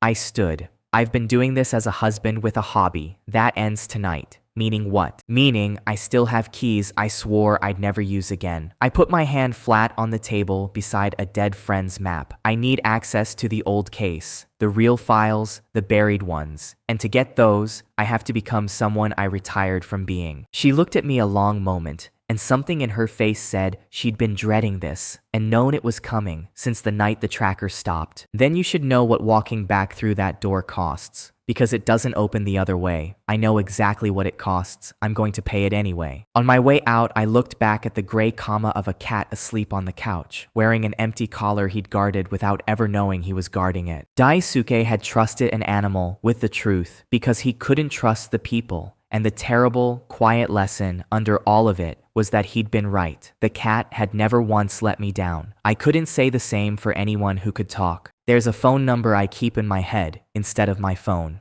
I've kept it there for 6 years, the way you keep a door locked in a house you no longer live in. I always told myself I'd never dial it. I dialed it at 2 in the morning with Daisuke's map on one screen and a dead friend's chip on the desk, and it rang exactly twice. I wondered when you'd call, a voice said. Old, dry. A voice that had once read me my rights to a quieter life and meant it. Took you longer than I bet on. I had you down for 3 years, not 6. Hello, sir. Don't sir me at 2 in the morning. You're not on the payroll. A pause, and under the gruffness, something careful. You don't call this number to say hello. So somebody's dead, or about to be, and you found a wall you can't get through as a civilian. Which is it? Both. A friend on an island, another on a road, and a wall built by people with lawyers and an appetite. The line was quiet a moment. Give me a name. I don't have the one you'd want yet. I have a shape, a brand, a charity, a private island, a member list, and a very tidy pair of accidents. Across the room, the analyst slowly stopped pretending she wasn't listening. And I have a feeling I've seen the shape before, years ago, under a different name. A case that closed too clean. You always did have a nose for the ones that closed too clean. He exhaled. You know what it means if I open a door for you. You walk back through it, you don't get to be nobody anymore. The people who forgot you will remember. Some of them you'd rather stayed forgetting. I know exactly what it means. Come to the archive, 9 a.m. Bring the shape. And Kaido, his voice roughened. Whatever they took from you, don't make this about taking it back. Make it about the paperwork. Paperwork's the only revenge that sticks. He hung up. The analyst was staring at me with her arms crossed. That man used a word before you cut the speaker. A title. He called you something that wasn't Kaido. He's old-fashioned. He called you by a rank. I've worked next to you for years. I've watched you fix a jammed printer by threatening it. I have never once seen the person that man was talking to.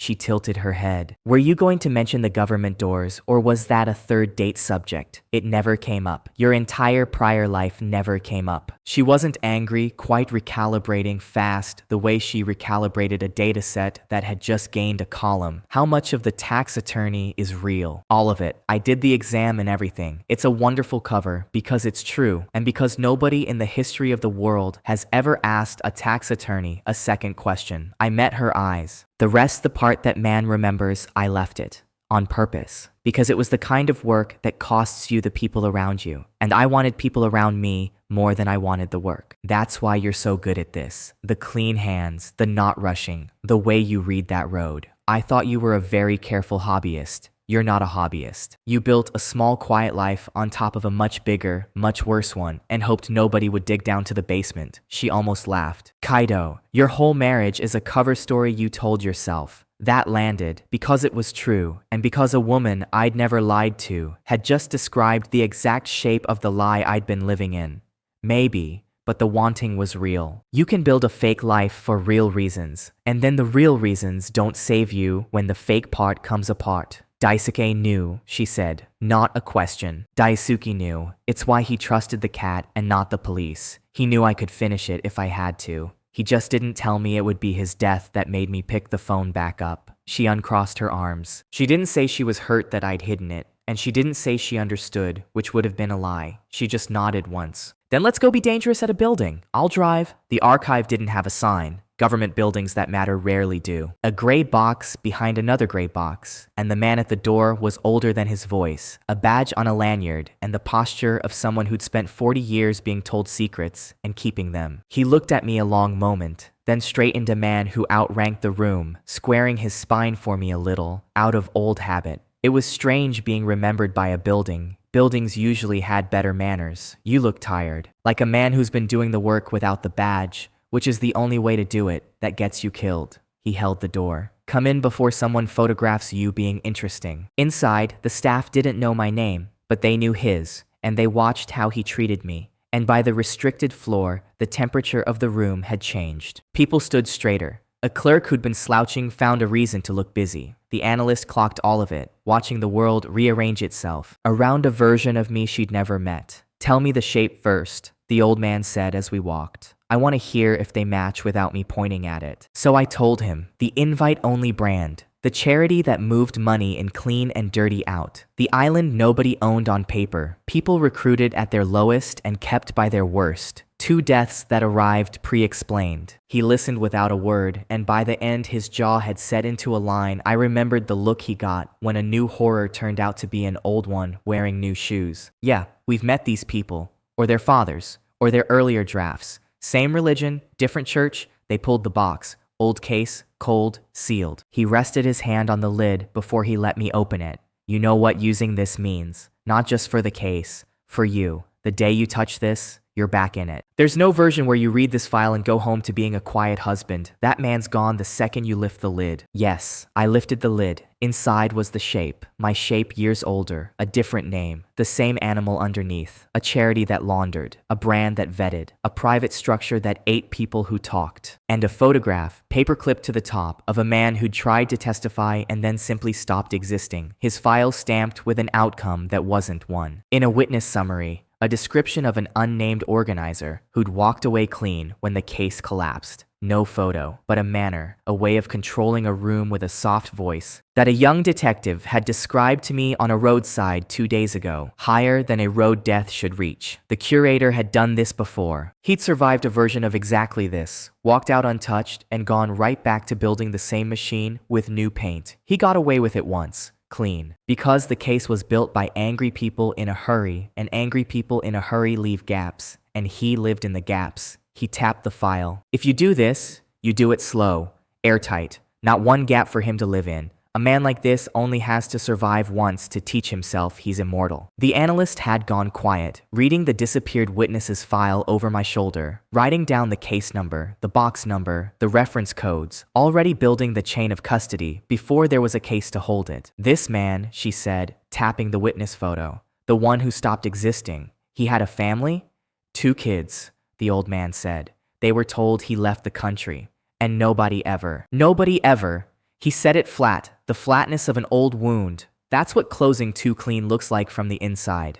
2 kids growing up thinking their father abandoned them because the truth was too expensive for anyone to afford. You want to know why I picked up at 2 in the morning? That's why. I've been waiting a long time for someone to walk in here and say the shape out loud again. He added, quieter. There's a clock.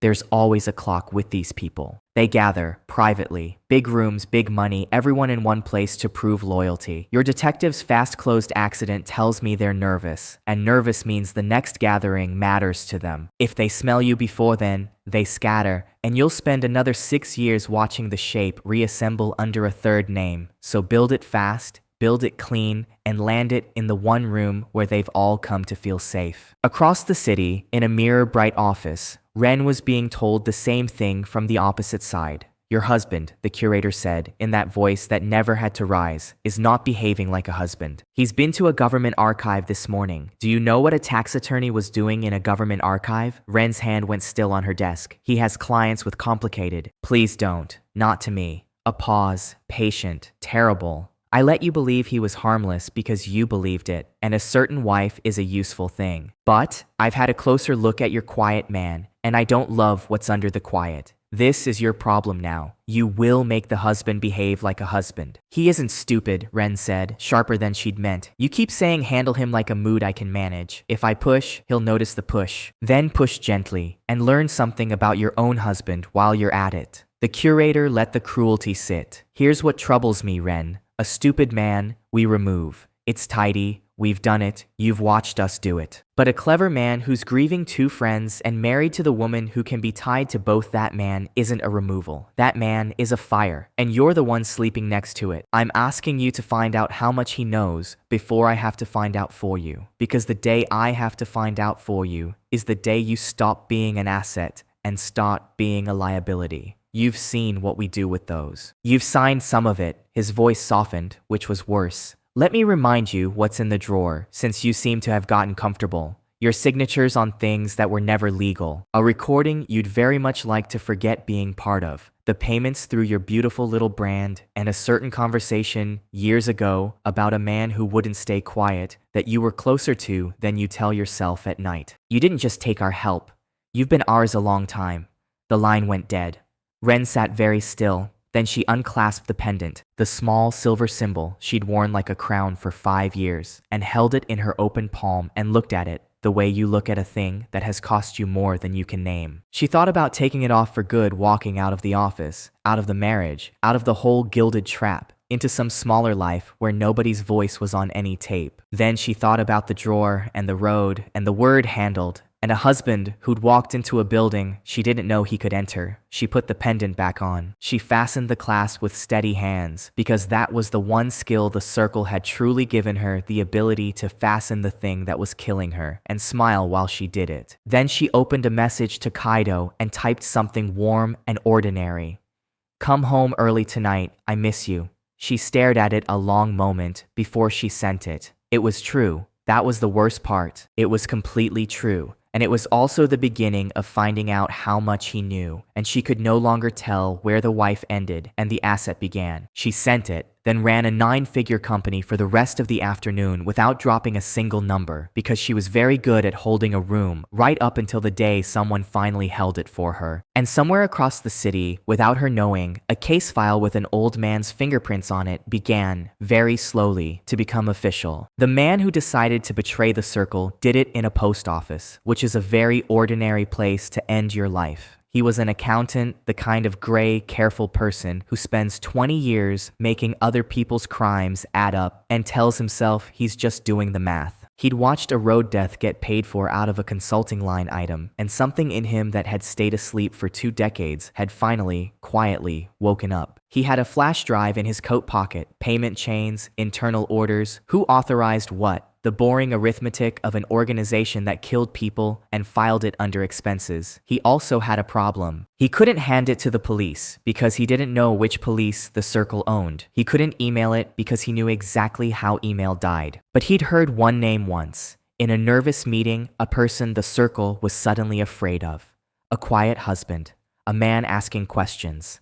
An address mentioned in passing by people who thought the husband was harmless. So he wrapped the drive in a handwritten note, sealed it in a padded envelope, and addressed it to a house. Only this address, he told the courier, hands that wouldn't quite stay still. Not a locker, not a neighbor. Hand to door, it's important. Everything's important to somebody, the courier said, bored, scanning it. This one's important to everybody, the accountant said, and immediately wished he hadn't, because it was the kind of thing that gets remembered. In his other pocket was a small enamel pin, the circle's mark, given to him years ago at a dinner where he'd felt, for one night, like he'd finally been let into a room that mattered. He turned it over one last time and understood the room had never been for him. He'd just been furniture that could count. He let the envelope go, and for about 30 steps he felt like the bravest man alive. Then the lightness curdled into something colder, because bravery is a thing you feel before the consequences consequences arrive, not after. They'd been watching him for a week. Across the street in a parked car, a man very good at being furniture himself lifted a phone. He mailed something, padded envelope, couldn't get the address. But he mailed something, and then he looked like a man who just jumped off a building and was waiting to land. The note said, in careful, accountant's handwriting, "This proves who gave the orders. I'm sorry it took me so long to be brave. Do not trust anyone who tells you to slow down." It arrived at the house at 4 in the afternoon, into the hands of the last person on earth it should have reached. Ren was home early. She'd told herself it was to catch up on work in peace. It was really because the curator's voice had been living in her head for 2 days, find out how much he knows, and being in Kaido's house without Kaido in it felt like the only place she could breathe. The doorbell rang. She answered it out of habit. Delivery for the courier checked his screen. Signature required, needs the addressee or an authorized. "I'm his wife." The words came out smooth. Being his wife had opened every door she'd ever needed. She signed. The courier left. She stood in her own entryway, holding a padded envelope with her husband's name on it and a return address she didn't recognize. And every instinct she'd built over 5 dangerous years told her to put it down and walk away. She didn't. Later, she'd tell herself she opened it to protect him. That was a lie, and she was too honest with herself, in the end, to keep it. She opened it because the curator had told her to intercept anything strange, and this was strange, and she was more afraid of the curator than of her own marriage. That was the whole rotten truth of what she'd become. Her phone buzzed as if he'd felt her hesitate. "Intercept anything unusual sent to your husband. Report it. Do not open it yourself." She read that last line after she'd already torn the flap. Inside, a flash drive, small and black, and a folded note. "This proves who gave the orders." Her hands, which had signed 9-figure deals without a tremor, began to shake. She understood immediately what she was holding, not because she knew what was on it, but because of what it meant that it existed at all. Someone inside was talking. Someone had reached for her husband as a lifeline. And if the circle ever learned this drive had come to her house and she hadn't turned it over, the smart move, the loyal move, was to call the curator and hand it back. She stood in her kitchen and could not make herself do it. Because if this drive proved who gave the orders, it might also prove what she'd signed, what she'd moved, what she'd stood near and let happen. Handing it to the curator meant trusting that a man who threw people off cliffs would protect her name out of affection. And keeping it meant, for the first time in 5 years, holding something the curator wanted and didn't have: insurance. The word arrived fully formed. She couldn't destroy it. She didn't yet know if it was a shield or a knife, and she couldn't give it away, because giving it away meant giving away the only card she'd ever been dealt. And there was a third thing she'd never say aloud. Handing it over unread meant choosing, again, to not know. She'd spent 5 years choosing not to know. Where the money slept, what happened to the man who wouldn't stay quiet, whose voice she'd used on a bad night by the water. She was so tired of not knowing. Her phone buzzed again. "Confirm receipt. Have you intercepted anything?" If she said yes, they'd send someone within the hour, the kind of someone who'd sent for Ryuichi. If she said no, and they later learned she'd lied, she became the liability herself. Every road out of this kitchen had a cliff at the end of it. She typed, "Nothing yet," watching the mail. Then turned the phone face down. One more thing face down in a house full of them. She needed a day, one night to think, to copy it, to read it somewhere safe. She heard the car in the driveway. Too early. He was never home this early. She stood frozen for 1/2 second, with proof in her hand, and her husband's key already in the door, and 5 years of control evaporated into pure animal panic. She couldn't destroy it, no time, no shredder, and a snapped drive in the trash is the loudest thing in a house. She couldn't carry it. He always hugged her. He'd feel it. Her eyes swept the room in a single desperate arc. The cat was on the couch, watching her with its usual flat contempt. The collar. It was the stupidest, most brilliant thought she'd ever had. That ridiculous, too nice collar her husband fussed over and never actually examined, on an animal he loved and she tolerated. He'd never check it.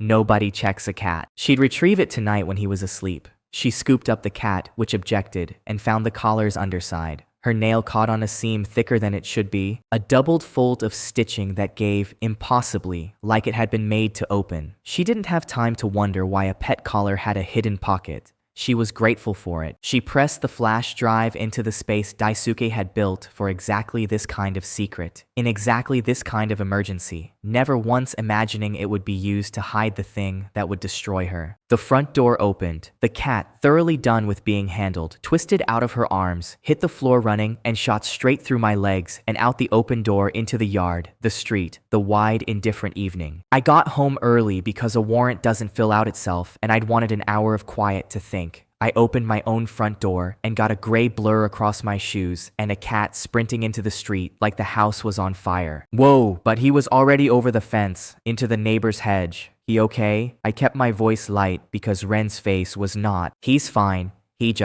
Ren was in the middle of the living room, her smile arriving a half beat late, her hands pressed flat against her thighs the way you press hands that want to shake. He got spooked. I was just holding him and you're home early. Meeting ended. Thought I'd surprise you. You did. She laughed. A good laugh. Almost the real one. You're shaking, I said gently, because a husband would notice, and I was still, for another few weeks, playing a husband. Am I? She looked at her own hands like they belonged to someone else. The cat scratched me on the way out. Startled me. I'm fine. She tucked a strand of hair behind her ear. Resetting, rebuilding the same thing I did every day, taking a face apart and putting a calmer one back on. How was your meeting? The complicated client? Complicated. They always are. You never tell me the endings anymore either, she said, something almost sad in it, an echo of a joke from a kinder month. We've both gotten so quiet. We have. And for one strange second, we told each other the truth by admitting we'd stopped. I looked at her a second longer than I needed to, then looked out of pure habit at the room. A padded envelope, torn open, half buried in the kitchen trash, where a tidy person had pushed it down under a coffee filter. A return address I didn't recognize. My name on the front. The only household member with evidence had chosen outdoor politics. I didn't say any of it. That was the discipline the old man had drilled into me, and I'd spent 6 years pretending to forget. Don't react to the thing. Note the thing. Live long enough to use the thing. I'll find the cat before it gets dark, I said. Easy, warm, already turning for the door. He never goes far. I'll come stay. Rest. You look tired. I smiled at my wife, who had just hidden something in my house, and let her believe I hadn't noticed the torn envelope going cold in the trash. I've got the cat. You've done enough today. She didn't hear the second meaning, or she did and matched me. Smile for smile, the two of us lying in the same room again, in the same warm voice, about very different things. I went out to find a cat wearing a collar a dead friend had built, and my living wife had just, without knowing it, turned into the most dangerous object in the world. I called the analyst from 3 houses down, low, walking, shaking a bag of treats at Hedges like a normal man out to fetch a pet. Something came to my house. A padded envelope, torn open, buried in my trash, addressed to me, from a name I don't know. Ren signed for it and didn't say a word, and whatever was inside isn't in the envelope anymore. A pause. So she kept it, or hid it. She hid it. And the cat shot out the door the second I walked in, which is either the world's stupidest coincidence or exactly what it looks like. I crouched, peering under a parked car, into a hedge. Nothing. He was already blocks away. Run the return address. Quietly. I think somebody on the inside just tried to reach me and reached my wife instead. You think she put it on the cat, the analyst said slowly, in the collar. The thought hadn't fully formed until she said it, and when she did, the whole floor of my stomach dropped away. The torn envelope, the panic in her hands, the cat launching out the door in her wake. The one hiding place a cornered woman might reach for in 3 seconds, the one object she'd asked about last week, the one she was sure I never checked. If she did, she just hid it in the exact spot Daisuke built for a dead drop, which means my cat is walking around the neighborhood wearing 2 secrets, and neither of us can prove it until I get that collar in my hands. Then get the cat. The cat, I said, staring into an empty, darkening street, has other plans. He didn't come back that night. I stood in the yard until it was full dark, calling a name into the hedges while my wife watched me from a lit window, both of us pretending. And somewhere out there, a small gray animal carried a dead man's design and a living woman's panic through the quiet streets, wearing the whole case around its neck like it was nothing at all. The cat came home at dawn, sat on the back step, and yowled to be let in like nothing had happened, like he hadn't spent a night carrying the most dangerous object in the city through a neighborhood full of people who kill for tidiness. He walked in, tail up, insufferable, wearing his collar exactly where it had always been.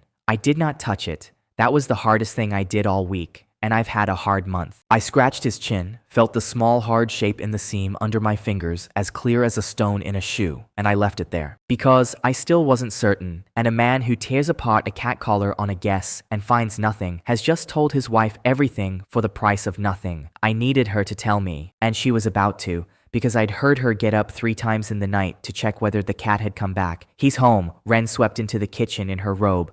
Her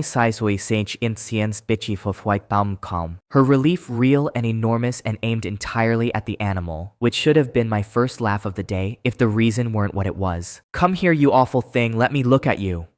She reached for him, specifically for his neck. The cat, who had spent 6 years merely tolerating her, chose this exact morning to become a film critic. He flattened his ears, ducked her hands, and climbed straight up my chest to my shoulder, where he sat glaring down at her like she'd personally arranged the weather. "He's mad at me," Ren said too lightly. "Here, give him to me. I'll check him over. He might have a scratch under all that fur. He's fine. I've got him. You don't know what to look for." I know what a happy cat looks like. I kept my voice easy. He had a night out. He's smug about it. He'll be unbearable till lunch. Our marriage had reached the stage where pet logistics required counterintelligence. She didn't give up, and that was the tell. My wife was the most graceful person I'd ever met at letting a small thing go to win a big one. She did not let small things go this morning. He should see the vet. The collar, actually, I've been thinking. It's too tight. Maybe it's rubbing him. We should get him a new one. A soft one. I'll take the old one off, and… "The vet's a good idea," I said, and watched her relax for exactly 1 second before I finished the sentence.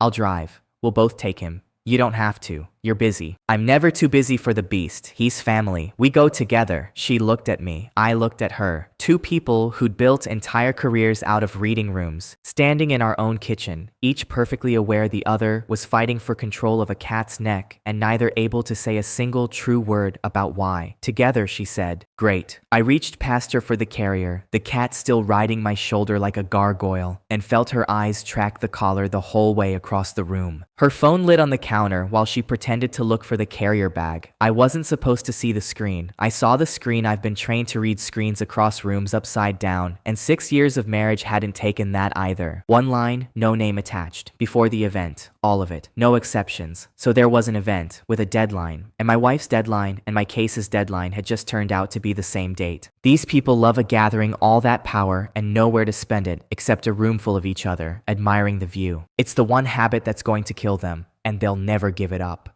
"You're staring," Ren said without turning. "I'm admiring my wife. It's allowed. I think it's encouraged." "Charmer." She turned, the smile back, and if I hadn't seen the screen, I'd have believed it all the way down. Get the beast in the carrier. He never likes anything. It's his defining feature. He did not, in fact, like the carrier. Getting a war criminal's favorite hiding place into a plastic box while its owner watched us both like a hawk was honestly the strangest 10 minutes of my professional life. And I've had a career. I could have ended it there. I could have taken the collar off in the bathroom with the door locked, pulled the drive, and had my proof in my pocket by breakfast. I didn't, and it wasn't sentiment, it was arithmetic. If I pulled it now, I'd have a flash drive and a wife who'd discover within a day that her hiding place was empty, and then a cornered woman making phone calls to men who solve problems with cliffs. If I got it clean, later, in a way she didn't see and the circle couldn't trace, I'd have the drive and the space to use it. The old man's voice, patient as ever. Note the thing. Don't grab the thing. Grab it once. At the end, when grabbing it finishes the game instead of starting a new one. So we drove to the vet, the 3 of us, a nice couple and their cat, and I have never been so tense about a routine checkup. Dr. Hana was young, cheerful, and utterly unaware she was about to walk into a war. "And who's this handsome boy?" She lifted the cat onto the steel table, where he sat with the wounded dignity of a deposed king. "Any concerns, aside from the attitude?" "He's been off his food," Ren said quickly. "And the collar? I think it's bothering him. We'd like it off. Could you just…" "He's eating fine," I said. I'd rather she checked him first. The collar's the least of it. Hana glanced between us, a professional who'd refereed a lot of couples over a lot of pets, and diplomatically started with the ears. "How long's he been off his food?" "Weeks," Ren said. "Days," I said, at the same time.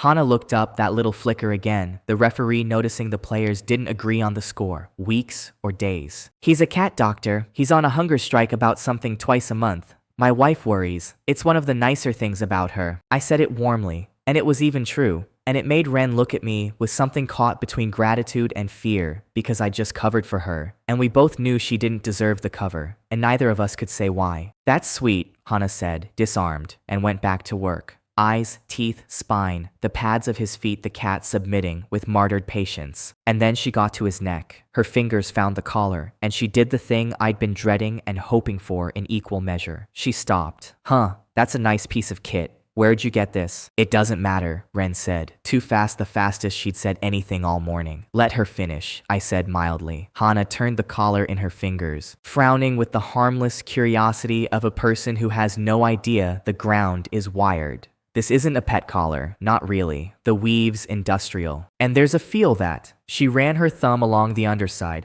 a doubled seam, like a little pocket. "That's not standard. Somebody made this. Custom job. Was it a gift?" The word gift landed in the room like a dropped plate. I watched my wife's face do something I'd never seen it do in 6 years. It went white, the specific bloodless white of a person who's just felt the floor of a plan give way, and her hand shot out and closed around the cat's neck, hard enough that he flinched and hissed. "It's fine, it's just a collar.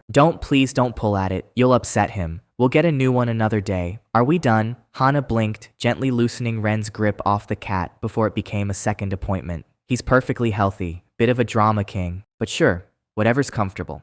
She looked for 1 second at me, the way people look at the calm half of a couple when the other half is acting strange, silently asking, "Is everything okay at home?" Everything was not okay at home. The cat had better operational security than most intelligence agencies, and my wife had just confessed to a veterinarian without saying a single incriminating word. "Thank you, doctor. She's been under a lot of stress at work." In the parking lot, Ren said she needed a minute and stepped toward the car, phone already at her ear, one hand rising to cover the pendant the way she did. When the person on the line frightened her, I couldn't hear the words. I didn't need to. I'd seen this posture before. In the hall at dinner a lifetime ago, the stillness, the lowered head, the way she said something short and then just listened and got smaller as she listened. On the other end, the curator was not asking anymore. "I don't care about a cat, Ren." His voice was very quiet. "I care that a piece of property that should be in my hands is instead God knows where in your house. That your husband was in a government building last week, and that you keep using the word soon. There is an event. You know the one. Everyone will be there. Loyalty will be measured. And by that night, this problem will be closed. Do you understand me? Closed. I understand. Because if it isn't, if that drive surfaces anywhere near you, I will not go down for it alone.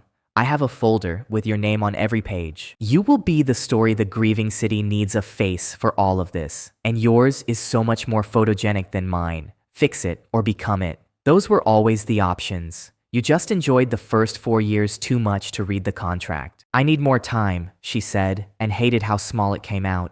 "The drive isn't somewhere I can just reach. If I move too fast, he'll see. You told me yourself he's not stupid. You can't tell me he's dangerous and then tell me to be clumsy." There was a silence, and in it, she heard the thing that frightened her most. She'd made a good point, and the curator did not reward good points. "You have until the event. That's all the time there is. After that, I send someone who closes things without asking where they are. You remember what that looks like. You signed off on the last one. The line went dead." She stood in the parking lot composing her face the way I compose a case, brick by brick, until it looked like nothing at all. Then she walked back to the car where her husband and her cat and the object that could destroy her were all waiting, got in, and smiled. "There's an event next week. Work thing, big one, everyone who matters. I'd love it if you came. As my husband. For appearances.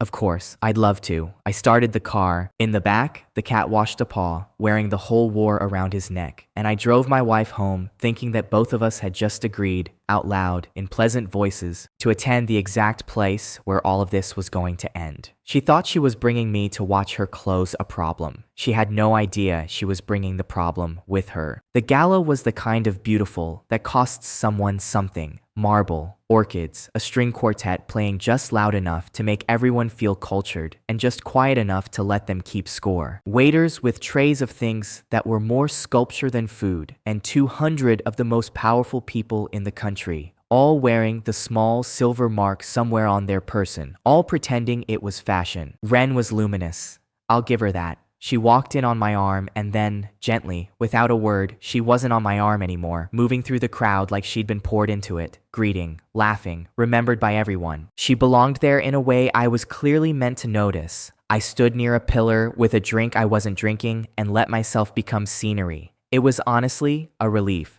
Scenery gets to look at everything. I dressed for the part, not the sharp suit I could have worn, the one that would have made someone wonder, but a slightly too plain one, a tie a half shade wrong, the outfit of a man who didn't quite know the code of the room. On the drive over, Ren had reached across at a red light and straightened that tie, a small automatic kindness, and I'd let her, and neither of us said she was adjusting a costume for a play we were both in. She'd been quiet all evening, wound tight under the polish. She hadn't fixed her problem. The drive was still on the cat at home, and every hour was an hour closer to a deadline a man had set her in a parking lot. She performed joy so well that only I could see the seams. You must be the husband. The curator arrived the way weather arrives one moment. The space beside me was empty, and the next it was full of a tall, elegant man with silver at his temples and a smile that had never once been sincere. I'd built a whole case around this man's shape and never seen his face. Now here it was, offering me a handshake like a gift I should be grateful for. Kaido, I said, and shook it. Kaido. He said my name like he was tasting whether it was worth remembering. Ren speaks so warmly of you. A taxman, is that right? Someone has to keep the numbers honest. A beat, pitched for the small crowd already gathering. Though in this room, honest numbers are rather a niche interest. Polite laughter. He was just warming up. She's a remarkable woman, your wife. He turned to the guests, presenting me like an exhibit. When Ren told us she'd married, we were all so curious. A woman of her caliber, we expected a titan, an empire to rival her own. He let the pause do the cruelty, and she brought us you. So refreshing. She always did enjoy taking on the difficult, unrewarding projects, even in her personal life. The room laughed, really laughed, a warm ripple of the very rich enjoying someone smaller than them, and across the floor, I saw Ren turn at the sound. She saw the shape of it instantly, her husband at the center of a joke, the curator holding court over him, and she had 1 second to defend me. She smiled, late and thin, and raised her glass a half-inch as if to say, oh, him, and said nothing, and turned back to her conversation. That was the moment, not the joke. The turn. My wife choosing the room over me in real time, because defending me would have cost her something, and she'd run out of things she was willing to spend. I felt it land. I'm not going to pretend I didn't. 6 years, and she turned away. And here's the useful part. The turn didn't just hurt. It freed me. As long as some part of me was still her husband, I'd been fighting the case with one hand, flinching every time it pointed at her. When she turned away at that party, she took the flinch with her. She'd chosen, in public, in front of the man who killed my friends, and I was grateful to her for it in a way I could never explain to anyone kind. I had been promoted from husband to furniture with a tie. Everyone has a role, I said mildly, into the last of the laughter. I've made my peace with mine. Wise, he said, already losing interest, already turning to more important people. That's the secret, isn't it? Knowing exactly what you are. It is. It really is. He didn't hear the second meaning. Why would he? Furniture doesn't have opinions. He drifted off into his kingdom, trailing admirers, and left me standing by my pillar, humiliated, ignored, and completely, gloriously free to walk anywhere I wanted in that room. Powerful men spend a fortune becoming impossible to ignore, and in doing so, they teach themselves that anyone who can be ignored is harmless. He'd just told 200 people I was nothing, which meant for the rest of the night, I could stand next to anything, and nobody would wonder why. So I went to work. I drifted a drink in my hand, a mild smile, the specific invisibility of a man everyone has already dismissed, and I cataloged. Faces, 3 from the old case file. Older now, heavier, the same eyes, men who'd walked away clean the first time and spent the years since getting comfortable. Security. I counted the earpieces, mapped the exits they guarded and the ones they didn't, noted which men moved on the curator's glance and which just stood. The layout, the service corridors, the private lift the important people used. I wasn't recording it on anything but the oldest device I own, the one between my ears, but I did have one thing running, a small honest machine in my breast pocket. Its light off, its ears open. Powerful men love background music. I was, apparently, tonight's furniture and microphone stand. I found my moment near the bar where the curator had cornered an older guest who kept nodding, and positioned myself 2 feet away with my back to them, ordering a drink I'd nurse and never finish. The picture of a husband hiding from a party. No, that's all handled, the curator was saying. Low, comfortable, a man safe in his own church. The leak from the coast is closed. Completely. You worry too much. And the other business? The island. The island problem resolved itself. It always does. The sea is very discreet. A soft, dreadful laugh.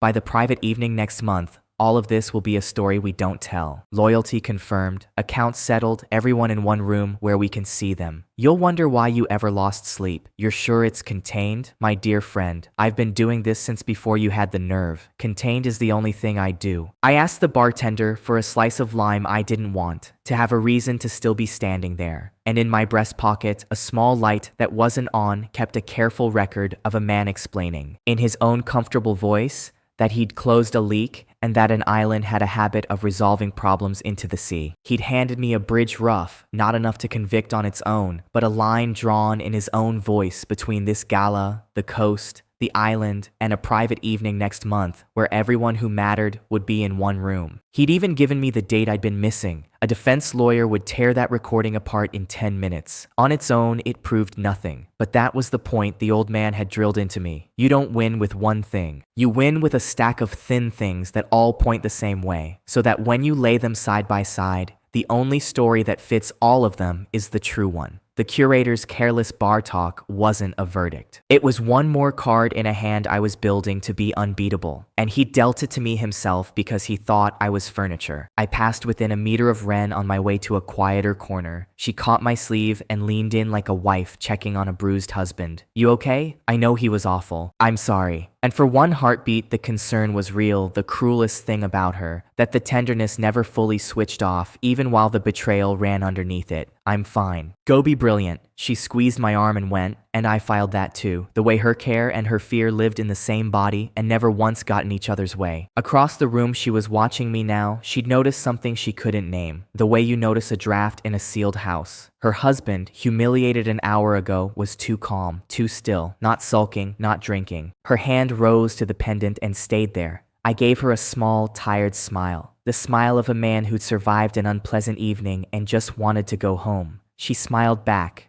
Neither of us meant it. We rode home in the kind of silence that has furniture in it. I'm sorry about the curator, she said finally, eyes on the road. He's like that with everyone. It isn't personal. It's fine. He's a funny guy. You're not upset. I'm tired, Ren. It was a long night of being decorative. I looked out the window. I'm good at long nights. She didn't answer. She was trying to read me and failing, and it frightened her because for 6 years she'd read me like large print, and now the type had gotten very small. The house was dark and warm. The cat met us at the door, wound around my ankles, ignored Ren entirely, and I felt the whole night's tension coil down to the one thing I'd been waiting a week for. Ren went to change. I crouched to greet the cat, and the cat, being a cat, chose that exact moment to become useful the only way he ever did by accident. He darted after a moth, a shadow, a whim, and hooked his collar on the sharp corner of the console table. He yanked, a small distinct sound, a seam giving way, thread that had already been opened once and closed twice finally letting go. The collar split along the underside, and there, half out of the pocket a dead man had sewn, catching the hall light, was a small black rectangle that did not belong to Daisuke. Everything okay? Ren called from the bedroom, and I heard the change in her voice, the sharpened edge under the casual, because she'd heard the cat and some animal part of her had counted the days and connected them. He caught his collar on the table. I called back, easy, already reaching, snapped it. I'll deal with it. Leave it, she said, too quick, moving now, coming. I'll fix it tomorrow. Just leave him be. You'll upset him. It's fine. I've got it. And I had it. I slid the flash drive out of the ruined seam and into my palm and was on my feet with the broken collar in my other hand and a mild expression on my face by the time she came around the corner. Belting her robe, her eyes going straight to my hands.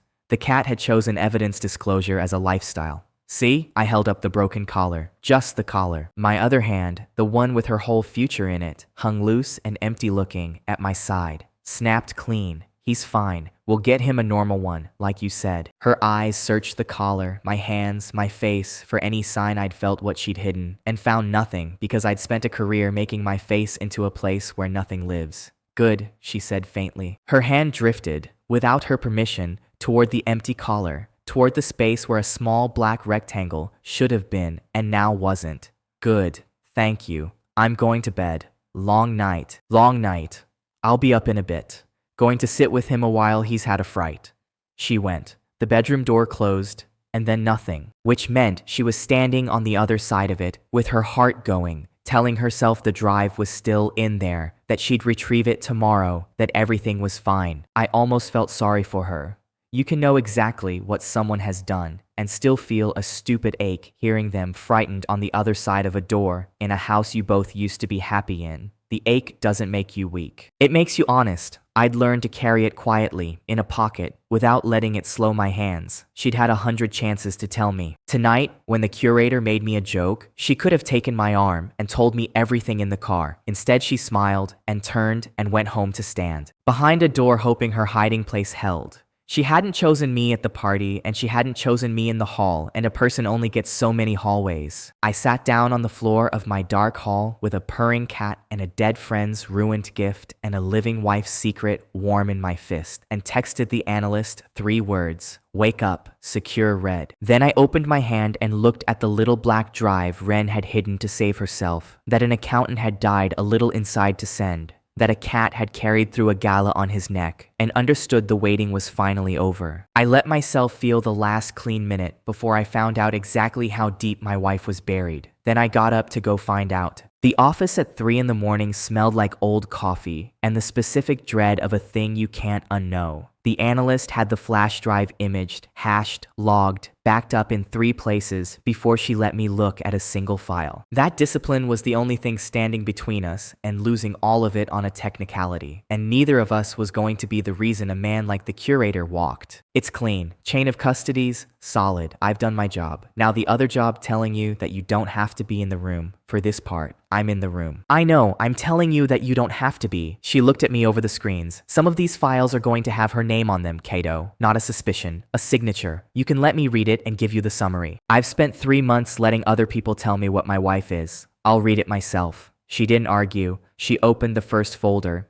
It wasn't a bomb, that's what people expect. And it's never true. It was a filing cabinet. Payment chains, laid out clean, dates and amounts and accounts, money leaving the circle and arriving at problems, and coming back rinsed. The boring arithmetic of an organization that killed people and expensed it, exactly like the accountant's note had promised. And it was beautiful the way a loaded gun is beautiful when it's finally pointed the right direction. There, she said quietly, and stopped scrolling. A partnership agreement, years old, from the season Ren's company had been drowning. And at the bottom, a signature I'd seen on birthday cards and mortgage papers and the back of photographs. Hers. Clean, confident. The signature of a woman who signs things without her hand shaking. Next to the clause, someone had photographed a small silver pendant on a chain. For the file, the way you'd log a member's mark. The same pendant she'd worn to the gala. She signed, the analyst said. Voluntary? At first, she scrolled, translating a spreadsheet into a life. This is a rescue package, investment, a block against the takeover, contracts that turned her company around inside a year. She didn't get tricked, Kaido. She was drowning, and they threw her a rope, and she grabbed it with both hands and said thank you, and then she pulled up the next file. The rope had a second page.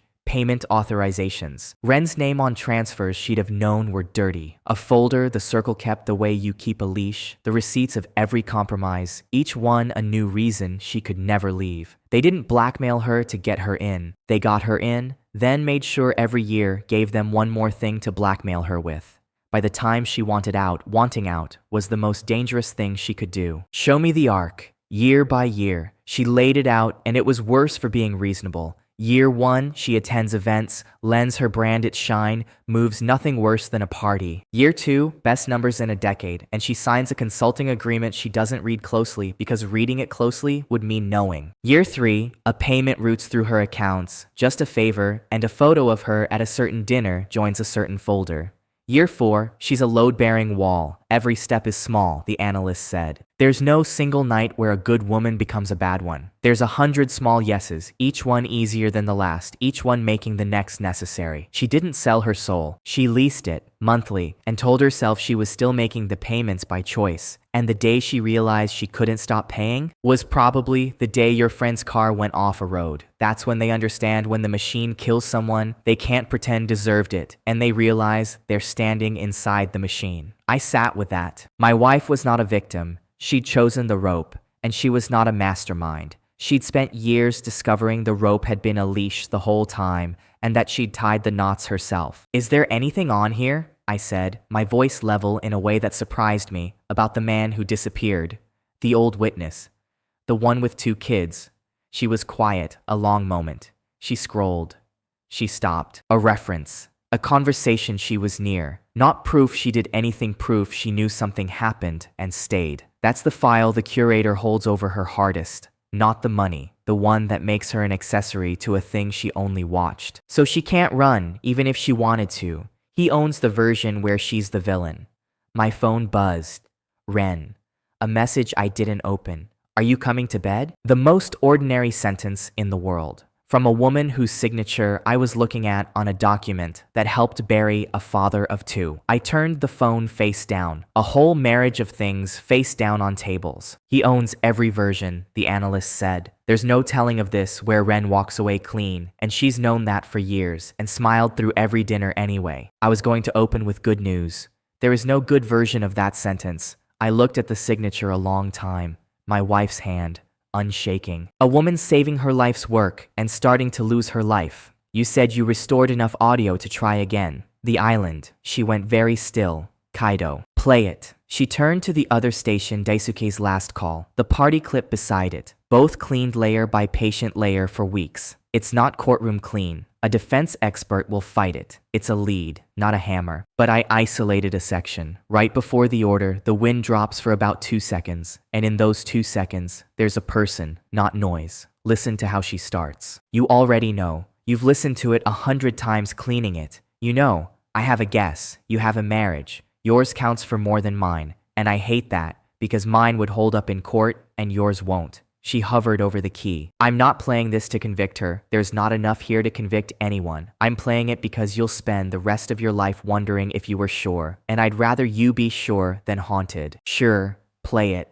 She pressed play, the wind, the sea, and then under it, cleaned up out of the dark, where it had been hiding for 3 months, a woman's voice, low, certain, and before the words, a small sound I would have known in my sleep, in a crowd, at the bottom of the ocean, a short intake of breath, the sound of someone gathering a room before she speaks, and then 2 words, worn smooth from 1,000 repetitions, 2 words she'd said to me across pillows and dinner tables and mornings, as much a part of her as her own name. Listen first. I knew it before the sentence finished. I knew it the way you know your own front door in the dark, not as an expert reading a waveform, as a husband. She'd said, listen first to me 1,000 times before you argue, before you decide. When she wanted me to stop and hear her, she'd said it once, on an island, to men who were about to kill my friend. The office was completely silent. The analyst had opened her mouth, some reflex, some dry joke she'd built to survive the moment. And then she looked at my face and physically stopped, closing her mouth and taking the sentence back unspoken, because whatever it wasn't for this. I know, I said, before she could ask if I was okay. It's her. You don't have to say it.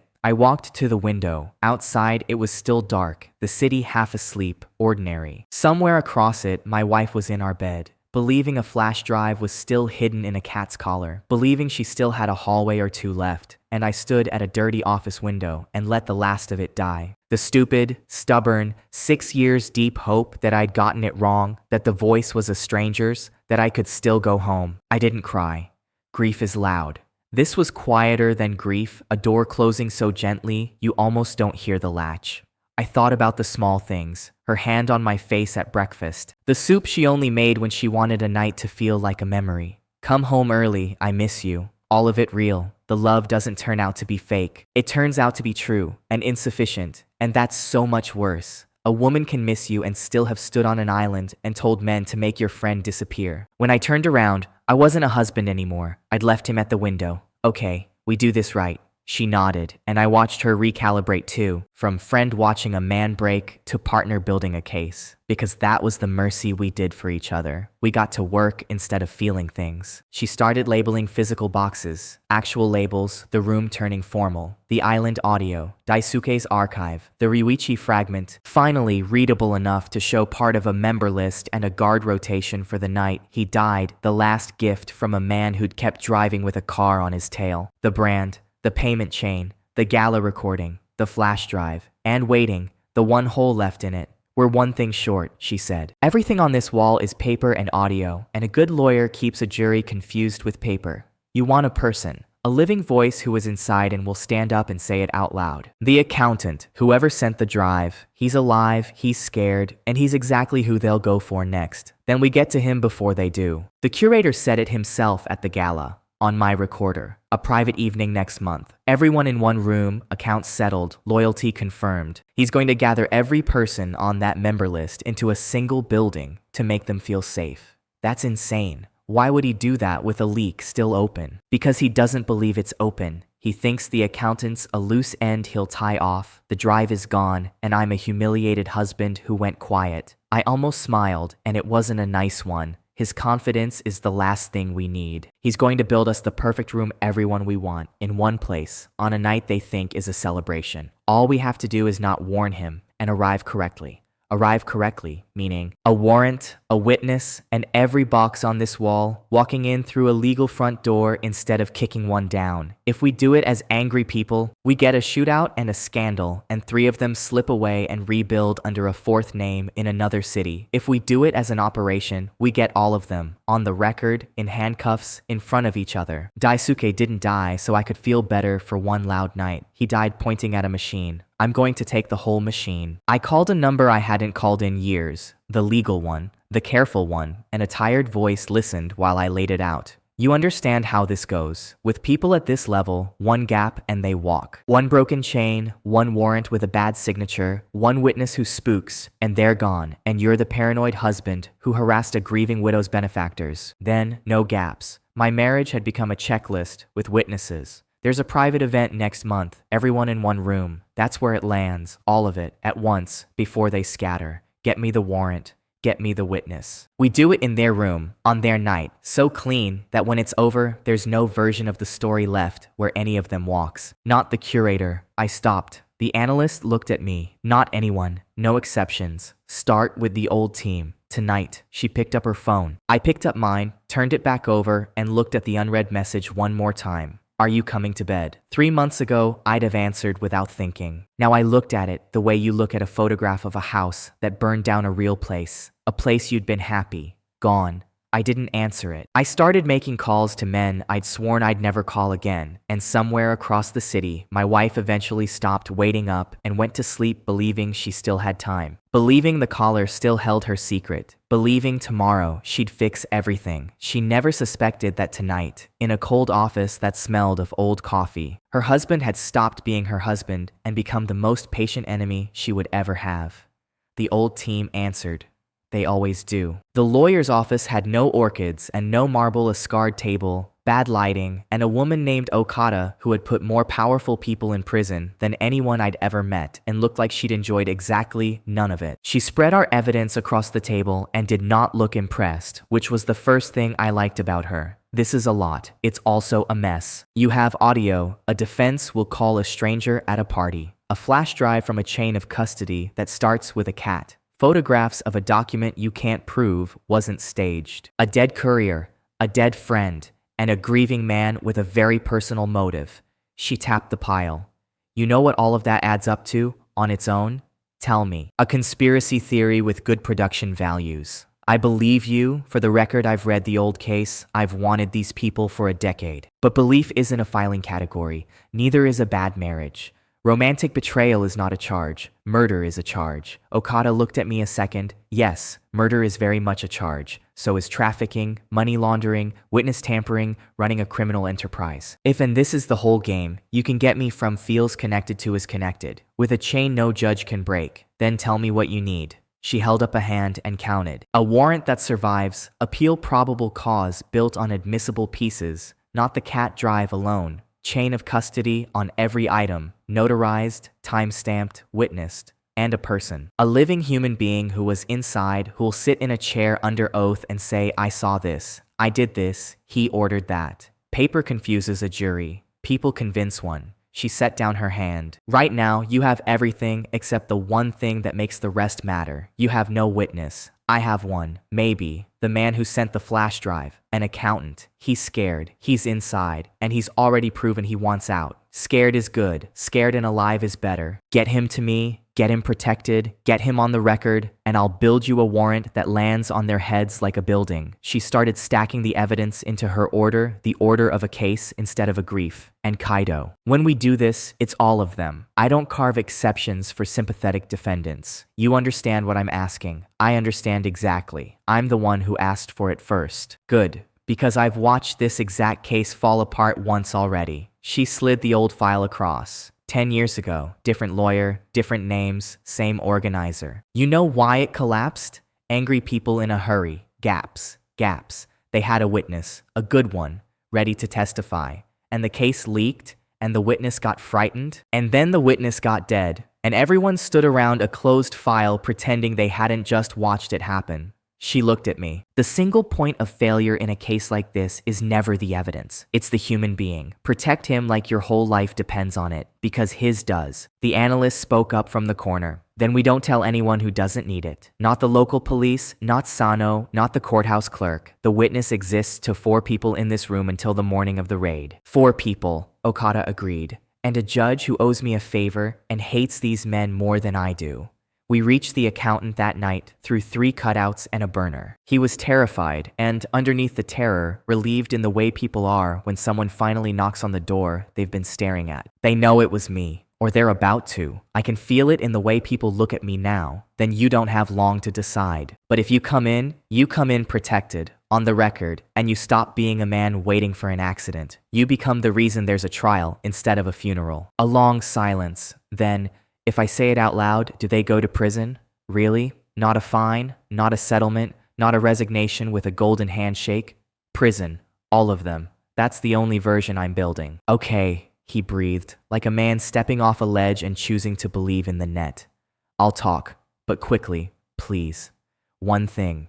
Between now and when we bring you in, you do nothing different. You go to work, you smile at the people you hate, you don't pack a bag, you don't withdraw money, you don't say goodbye to anyone. The moment you act like a man about to run is the moment they decide you're a man who needs stopping. Boring keeps you alive. Can you be boring for 9 more days? A shaky breath. I've been an accountant for 20 years. Boring is the only thing I'm good at. Then be the best accountant in the world for 9 days. And on the 10th, you get to be a person again. I hung up and told Okada we had a witness, and for the first time, the case stopped being a wall of grief and became a machine with all its parts. I went home that night to do the hardest thing on the list. I gave my wife a chance. Before the warrant, before the raid, before the screens, I sat across from Ren at our own table and opened a door she did not have to walk through alone. The recorder in my pocket was already running. I'm not proud of that part, and I'm not ashamed of it either. She'd get one honest question in a warm room from a husband who still, against everything, wanted to be wrong. And whatever she did with it would be the truth of her choice, not something I did to her. Ren, I want to ask you something, and whatever you say, I'll deal with it, together, right now, tonight. She looked up from her plate. Something in my voice reached her. Her hand rose without her noticing and straightened the pendant, the small silver armor she wore for exactly these moments. That's ominous. Should I be worried? Are you in something you can't get out of? I kept my voice soft. No accusation. Just the door, held open. I don't mean work, I mean the people around the brand, the events. Whatever makes you take calls in the hall and hide your phone and go pale at a vet's office over a cat collar. I'm not angry. I'm asking. If you're trapped, tell me. There is no version of this where I don't help you, but I can only help you with the truth. She didn't answer right away. She set her fork down, and for a moment, neither of us pretended. Where is this coming from? She said quietly. Not quite a denial. A woman testing how much ground had already moved under her. From watching you. From 6 years of knowing your face and 3 months of not recognizing it. You take calls in the dark. You went white over a cat's collar. You didn't defend me at that party. I'm not angry about the party, but the old you would have, and we both know it. I kept my hands still. I'm not building a case against you, Ren. That was the only lie I told her that night, and I told it gently. I'm asking my wife if she's drowning.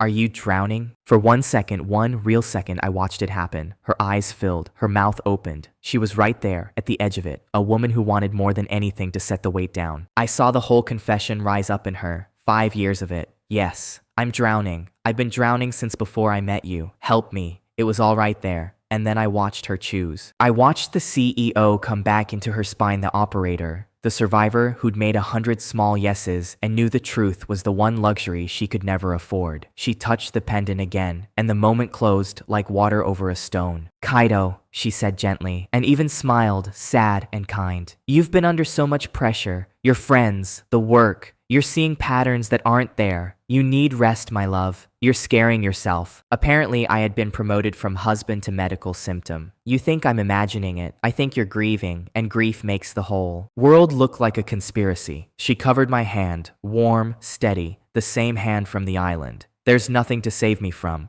I promise. Come to bed. I looked at my wife, who'd just been handed the truth like an open door and chosen, with full knowledge, to close it in my face and call me sick for knocking. You're right. I'm tired. I should rest. You should.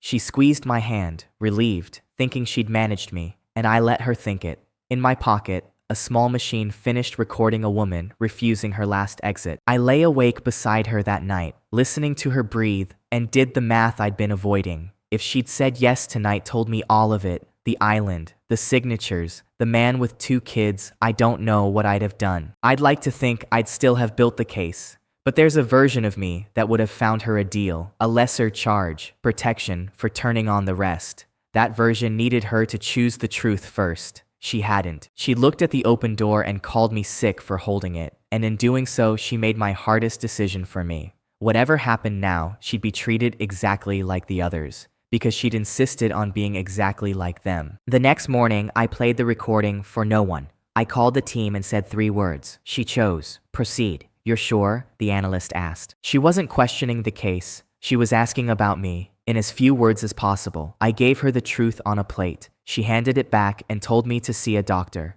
I'm sure. Across the city, the curator was making the mistake that would finish him, and he made it out of confidence, which is the only way men like him ever lose. The evenings moved up, he told Ren. On a call she let ring 3 times before she answered. We gather in 9 days, not next month. Loyalty, accounts, a show of strength while our little leak thinks it's still hunting us. And you'll bring the husband. A nervous man is safer at the party than pacing at home. 9 days, Ren said, her hand freezing over the calendar. We discuss next month. People have arranged. People will rearrange. That's what loyalty is. The line clicked dead. In our operations room, the analyst drew a fat circle around the new date. 9 days. He's gathering everyone into one building, early, on purpose, to feel powerful. I love it when villains schedule themselves. Very considerate. He just handed us the arena, the date, and the guest list, and he thinks he's being decisive. It's the instinct that's kept him alive, I said. When threatened, gather the herd, count the loyal, make a show of control. A frightened circle scatters and you lose them. A confident curator herds them into one room and calls it strength. It's the same move that saved him 10 years ago. He just doesn't know the board changed. Something cold and almost amused moved through me. So for the next 9 days, we are the most agreeable people he's ever met. No pressure, no visible investigation, no warning. I stay the tired husband. You stay invisible. The witness stays hidden. And he builds us a room with every target already inside it, guards it with his own men, and hangs a banner over the door that says loyalty.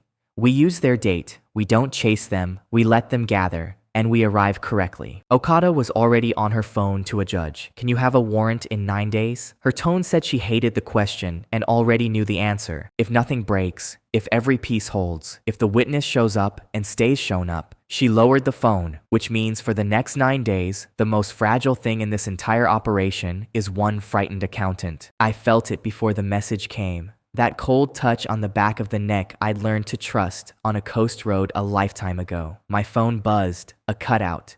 3 words that stopped the room, witness not responding. The witness wasn't taken. The witness was hiding behind a bank of vending machines in the parking garage of a hotel he'd never checked into, which is exactly where I found him at 4 in the morning, 6 days before the raid. The bravest witness I ever met was hiding behind snack dispensers. Fair, honestly, I've hidden in worse. Don't, he said when he saw me, backing into the corner, phone up like it could do anything. Don't come closer, I know what you people. I'm not those people. I stopped where I was, hands open, low. I'm the address on your envelope. You mailed me a flash drive and a note about being brave. I'm the guy who got it. He stared. You got it? A woman signed for it, the tracking said. My wife signed for it. It's a long story with a bad ending. But I got it, I read it, and it's going to matter. I crouched so I wasn't looming over him. You didn't get found. Nobody's on you tonight but me. You ran because you felt it coming, and you were right that they'd come eventually. They just haven't yet. There's still time to do this the way you wanted to. His hands were shaking, turning something over in his fingers, a small enamel pin, the circle's mark, the one they gave people at the dinner where they made them feel chosen. They killed a man on a road for less than you're carrying. A courier. I saw the invoice. I processed the payment for the murder of a man whose only crime was driving. And you want me to walk into a room full of them and point. I know what they are, I said, and something in my voice made him go still. The courier on the road was my friend. His name was Ryuichi. There was another before him on an island, Daisuke. So don't tell me what these people are. I've buried what they are, twice. He looked at me differently then, not less afraid, but less alone in it. Here's the thing you already understand, or you wouldn't have run. As long as they get to choose the room, your apartment, a dark road, a garage like this, you lose. They're better at rooms than you are. So we stop letting them choose. We pick the room, a safe one, with lawyers and locked doors and people whose whole job is that nothing happens to you. And you sit in a chair and say what you know, once, on the record. A dead witness stops a case. A witness who already testified is just a man who's safe. You can't promise nothing happens to me. Nobody can. No, I can't promise you nothing. I can promise you that if you do nothing, you spend the rest of a short life hiding behind vending machines, being furniture they'll throw out the day it's convenient. Or you can be the man who put them in a cell. One of those lives is longer. Neither is easy, but only one of them is yours. He looked at the pin. They made me feel important. That's how they get you. It took me 20 years to understand I wasn't in the room. I was holding it up. I know that feeling better than you'd think. Come with me, tonight, while it's still your choice and not theirs. He put the pin in his pocket, then took it back out, looked at it, and dropped it on the concrete floor between us, and left it there. Okay, but it happens now. If I go home and think about it, I'll talk myself back into being furniture. Do it now, or I can't promise I'll be brave in the morning. Now. I keyed my comm. I've got him. Routes clear? Routes clear, the analyst said in my ear. Bring him home.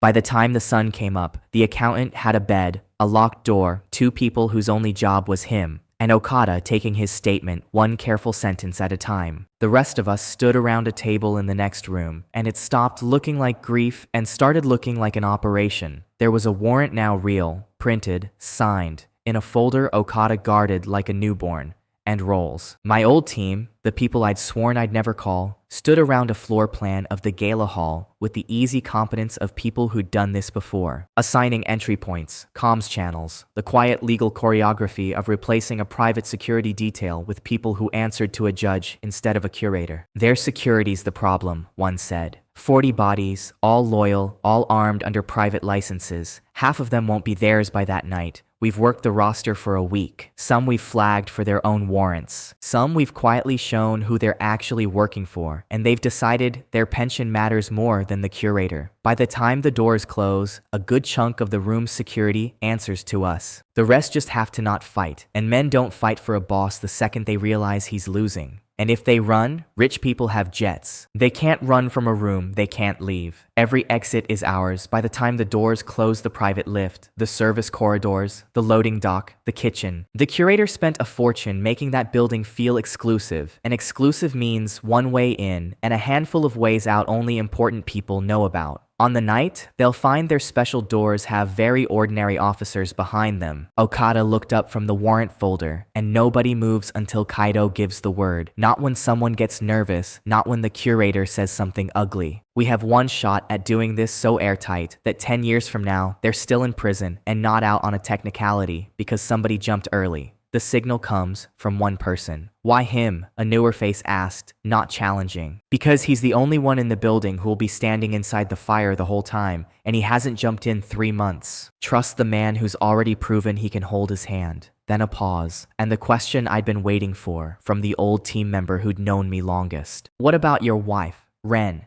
She's on the roster, on the flash drive, a signature next to the symbol. When we go in, what is she? The room went quiet. Everyone very carefully looking at the floor plan.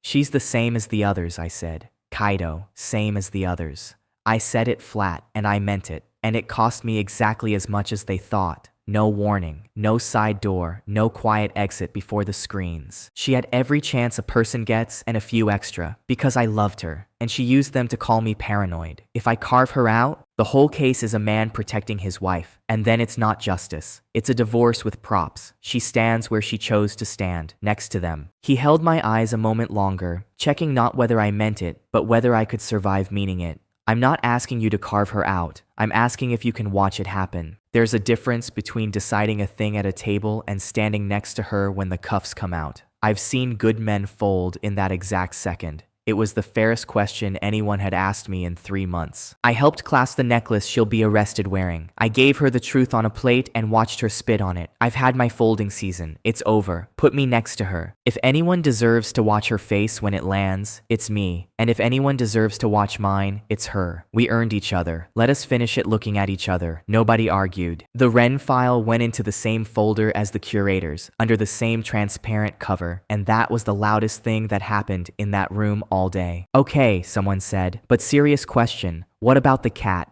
I actually laughed. It came out cracked. The cat's done his part. He's carried more evidence than most agents I've worked with. He gets a quiet night, a normal collar, and no more field work. The analyst's neighbor is watching him. He'd be an excellent agent, the analyst said. Terrible attitude, perfect operational security. Can't be flipped, because he already hates everyone equally. For 1 second, we were just people, laughing in a room, and then the clock did its job, and we went back to being an operation with a date. On the night, I helped my wife get ready to be arrested. She didn't know that last part. She stood at the mirror in a deep green dress, her hands shaking slightly at the clasp of her necklace, and she couldn't get it. "Help me," she said, and lifted her hair. So I did. I took the 2 ends of a silver chain and fastened the symbol at the back of her neck, the little mark that meant she belonged to them, that she'd signed, that she'd stood on an island. My fingers were steady. Hers weren't. In the mirror, our eyes met, and for one long moment, neither of us performed anything at all. "Thank you," she said quietly. "You look beautiful." It was true, and it was the last kind thing I would ever say to her, and some animal part of her knew it, because her eyes filled, and she blinked it back and reached for her armor, the smile, the spine. "You've been strange lately," she said to my reflection. "Sad, far away. I keep thinking I should ask you what's wrong, and then I don't, because I'm afraid of the answer. Isn't that a terrible thing to say? I'm afraid to ask my own husband what's wrong. We've both been afraid to ask each other things for a while now." "Yes."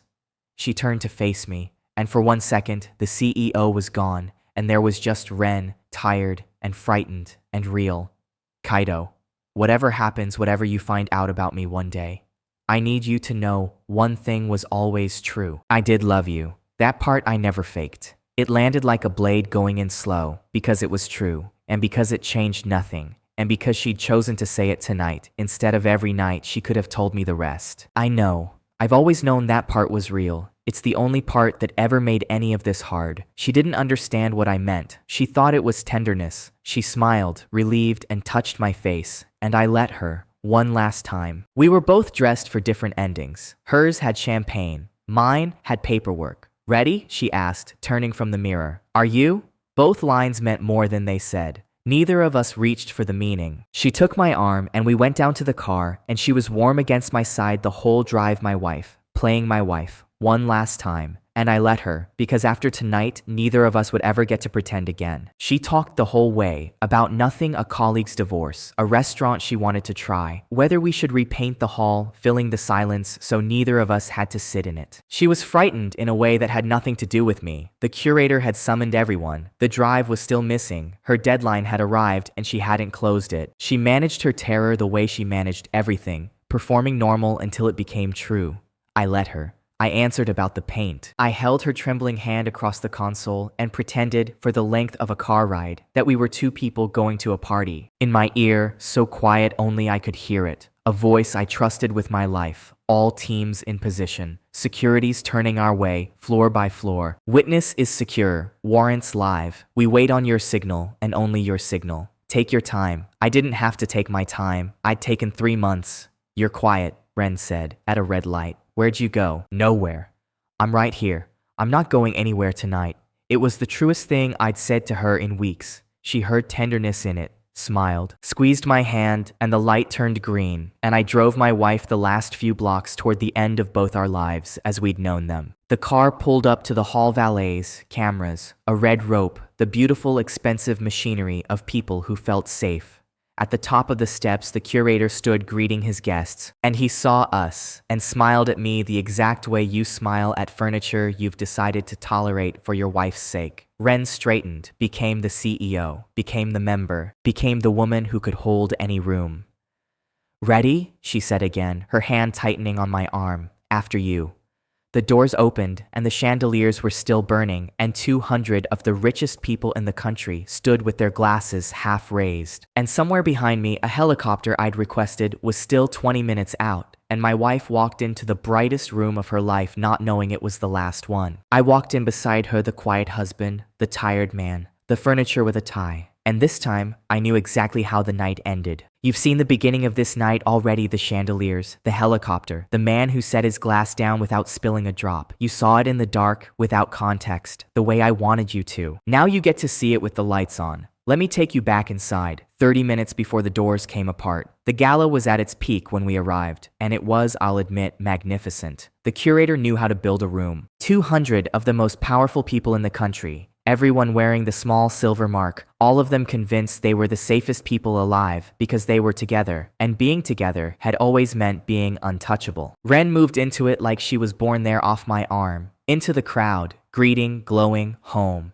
I took my usual position against a pillar, drink in hand, the furniture with a tie, and let 200 people forget I existed. In my ear, very softly, we're set, every exit. There's security's hours on 3 floors, standing down on the 4th. Witness is secure. Okada's ready to walk him in. Warrants live. Screens are patched. We move on your word, and only your word. Copy, I breathed. To a drink. The curator took a small stage near the head of the room, a microphone, a glass of champagne he actually intended to drink. He was going to give a speech, because men like him cannot resist a room that's looking at them, and I let him have his last one. My friends, he said, and the room hushed, delighted. Look around you. In a world that wants to tear down everything we've built, we remain. We protect each other. We remember who our friends are. Warm applause. There have been, let's say, small disturbances lately, little leaks. I want to put your minds at ease. Everyone has been handled quietly, completely, the way we handle everything. He raised his glass to loyalty, to the room, to being, as we always are, exactly where no one can touch us. They applauded.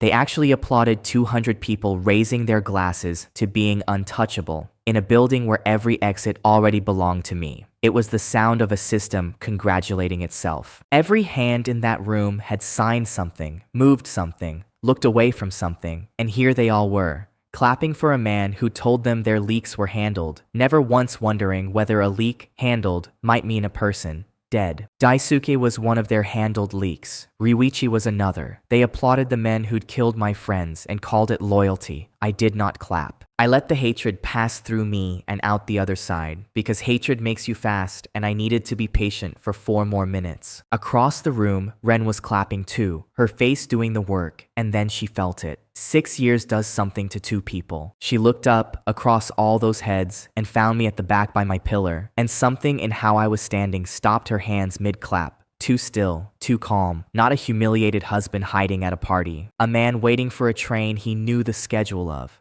Her hand drifted to the pendant at her throat. I met her eyes across the whole bright room, and I did the only merciful thing I had left. I didn't smile. I didn't gloat. I just looked at her, steady, for one long second, and let her see that I knew. All of it. That the tired husband was gone and had been for a while. And that whatever was about to happen, I had built it, and she was inside it. Her lips parted, the champagne glass tilted in her hand. And I thought for just a moment about not giving it. Not the signal I was always going to give the signal. About the other thing, whether, when the doors opened, I could turn her toward a side corridor and let one person walk out of the brightest room of her life. I thought about it for exactly as long as it took to remember a man with 2 children who'd been told their father left the country, to remember Daisuke's voice in the rain, Ryuichi saying, "Have the coffee on." Every one of them had someone who'd have bent the rules to save them, and there'd been no rule left to bend, because people like the ones in this room had spent it all, no exceptions. Meaning it in a briefing room is easy. Meaning it while looking at the woman you married is the whole test. I passed it. I'm not proud of that, but I passed it. I keyed the comm and said the word I'd been holding for 3 months. Go. For a second, nothing. The quartet kept playing. Ren kept staring. The pendant caught in her fingers, and I held her gaze and did not look away, because I'd promised the room I'd be standing next to her, and I keep my promises now. All of them. Then the doors came apart. Men in tactical black flooded the marble floor in a single clean wave. The helicopter light swept the room, and 200 of the richest people in the country stood with their glasses half raised, waiting for the interruption to apologize and leave. It did not leave. It never does, when it's mine. This is a private event. The curator set his glass down without spilling a drop, smooth, almost bored, a man who'd survived this exact moment once and expected to again. Whoever authorized this will spend the rest of his career regretting it. An officer walked toward him, unhurried, and held up a single folded document. I'd bled over the wording of it with Okada for a week. It was the most beautiful piece of paper I'd ever seen. "You have no right to be in this room," the curator said, reaching for the old spell, the one that had always worked. "Do you know whose house this is? Do you know who I am?" "We do," the officer said. "That's why we brought the warrant." I watched the curator read the top line, watched his polished smile stay on his face a moment too long, the way a light stays on in a house where nobody lives anymore. 10 years ago, a warrant like this had been built by angry people in a hurry, and he'd lived in the gaps. His eyes moved down the page, fast, expert, hunting the flaw that had always been there before. There was no flaw. We'd built it with no gaps. I'd made sure. "Call my office," he said, and his voice thinned. "Call the deputy. Call anyone. Now." The man beside him lifted a phone, pressed it to his ear, and listened to it ring into nothing. He didn't say the words "no signal." His face said them for him. We owned the air in that building too, and I stood at the back, the furniture with a tie, and watched a man discover in real time that the world he'd bought had stopped taking his calls. The curator was not a stupid man.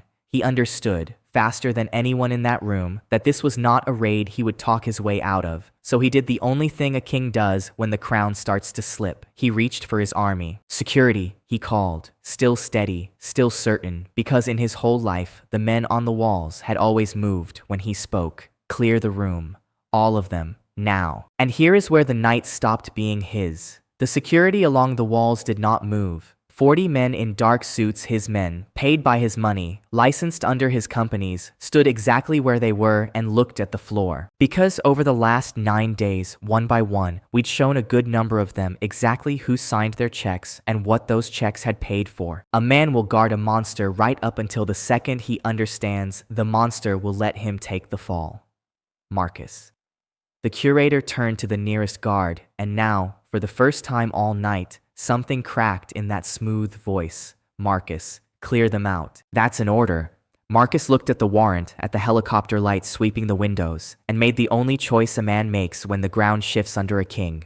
"I'm sorry, sir," Marcus said. "They showed me mine already." For a moment, the curator looked personally betrayed by labor law. I almost felt it for him, the specific horror on his face. Not fear of prison, not yet. Something older and worse. The discovery that power is a spell, and a spell only works as long as everyone agrees to be enchanted. And the second the room stops agreeing, a powerful man is just a man in an expensive suit shouting at people who no longer have any reason to listen. Do something, he shouted, to the room, to his men, to the whole beautiful machine that had always obeyed him. That's what I pay you for. Do something. We have orders, a guard said quietly. Not to him, past him, to the officer. We're standing down, we were told. Orders from whom? The curator's voice climbed. I give the orders. You work for me. Not tonight, sir, the guard said, and there was something almost gentle in it, the gentleness of a man who's just gotten free of something. Tonight, I work for the paper. That's the sentence I'll keep. In the end, that's the whole war between men like the curator and men like me. He'd spent his life making people believe power was a person, him, and loyalty flowed to a face. I'd spent 9 days reminding 40 tired men that power is a document, and a document doesn't care how expensive your suit is. When the room had to choose between a frightened king and a piece of paper with a judge's signature, it chose the paper, and the king found out he'd been renting his crown the whole time. He turned in a slow circle, searching 200 faces for one ally, and found people doing math.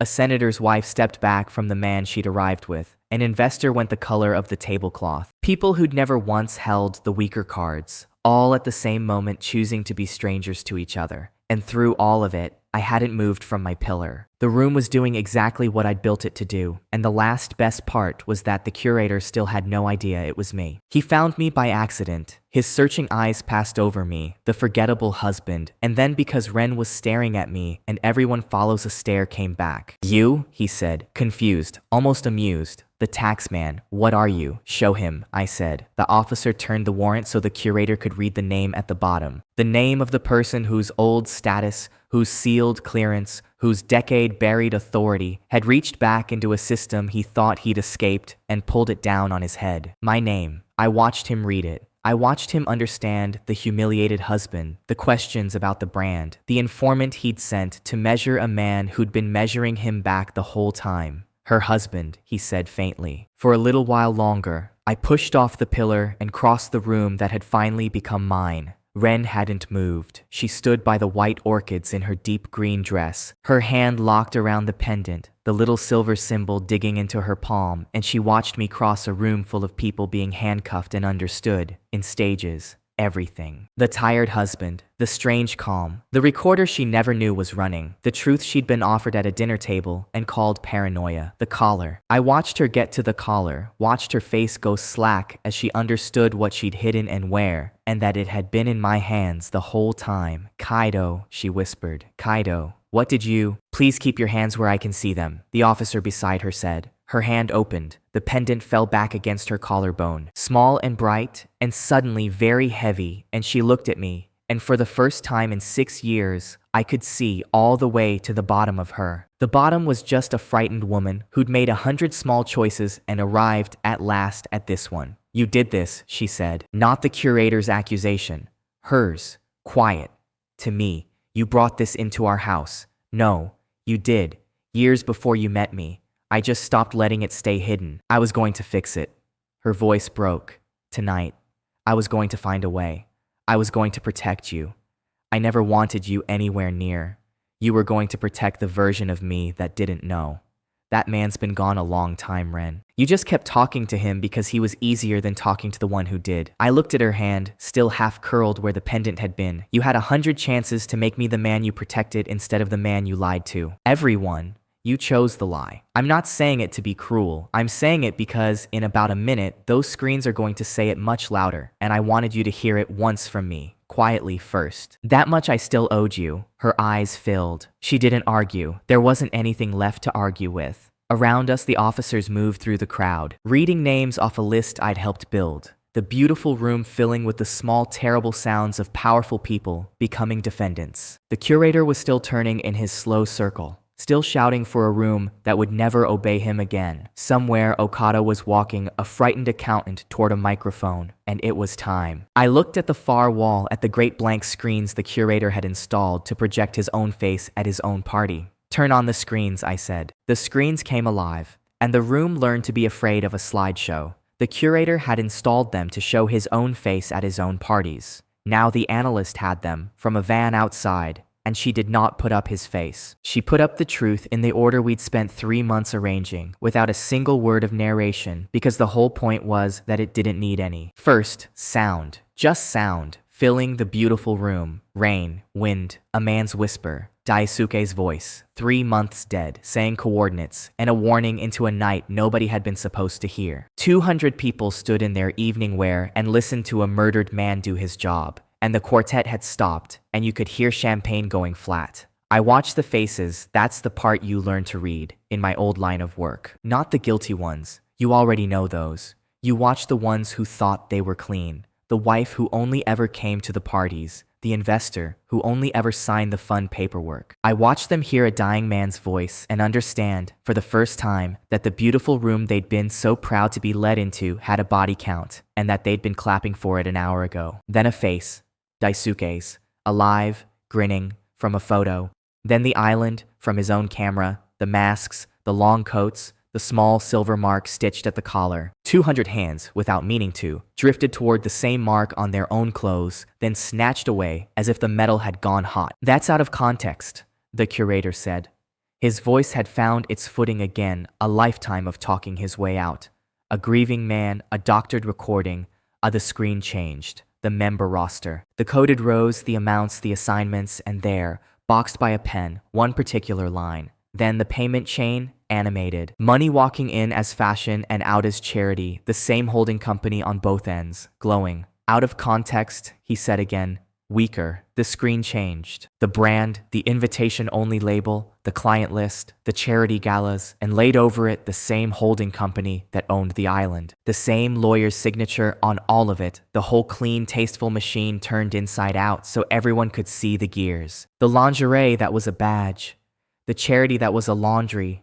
The events, the ones exactly like this one, that were the interview. That's a legitimate business, a woman near the brand's executive said reflexively, then heard herself, and stopped. The screen changed. A road at night, a car against rock, a cracked memory card, restored just enough. The last frames a dying man had photographed with a tail on his bumper. Raiichi's final gift, playing on the wall of the room that had ordered his death. A guest near the front, an older man with a senator's haircut, made a small sound and sat down heavily on the floor, not fainting, just legs no longer willing. The screens didn't stop to let anyone breathe. That was the design. Any single piece, the curator could have survived a bad recording, a disgruntled accountant, a coincidence of dates. He'd survived exactly those things 10 years ago. So, we didn't give the room one piece. We gave it the chain, fast, each link snapping into the next before anyone could pretend the last one was isolated. That's the only way you kill a man who lives in gaps. You build something with no gaps and show it to him all at once. Can someone, another guest, said faintly, to no one,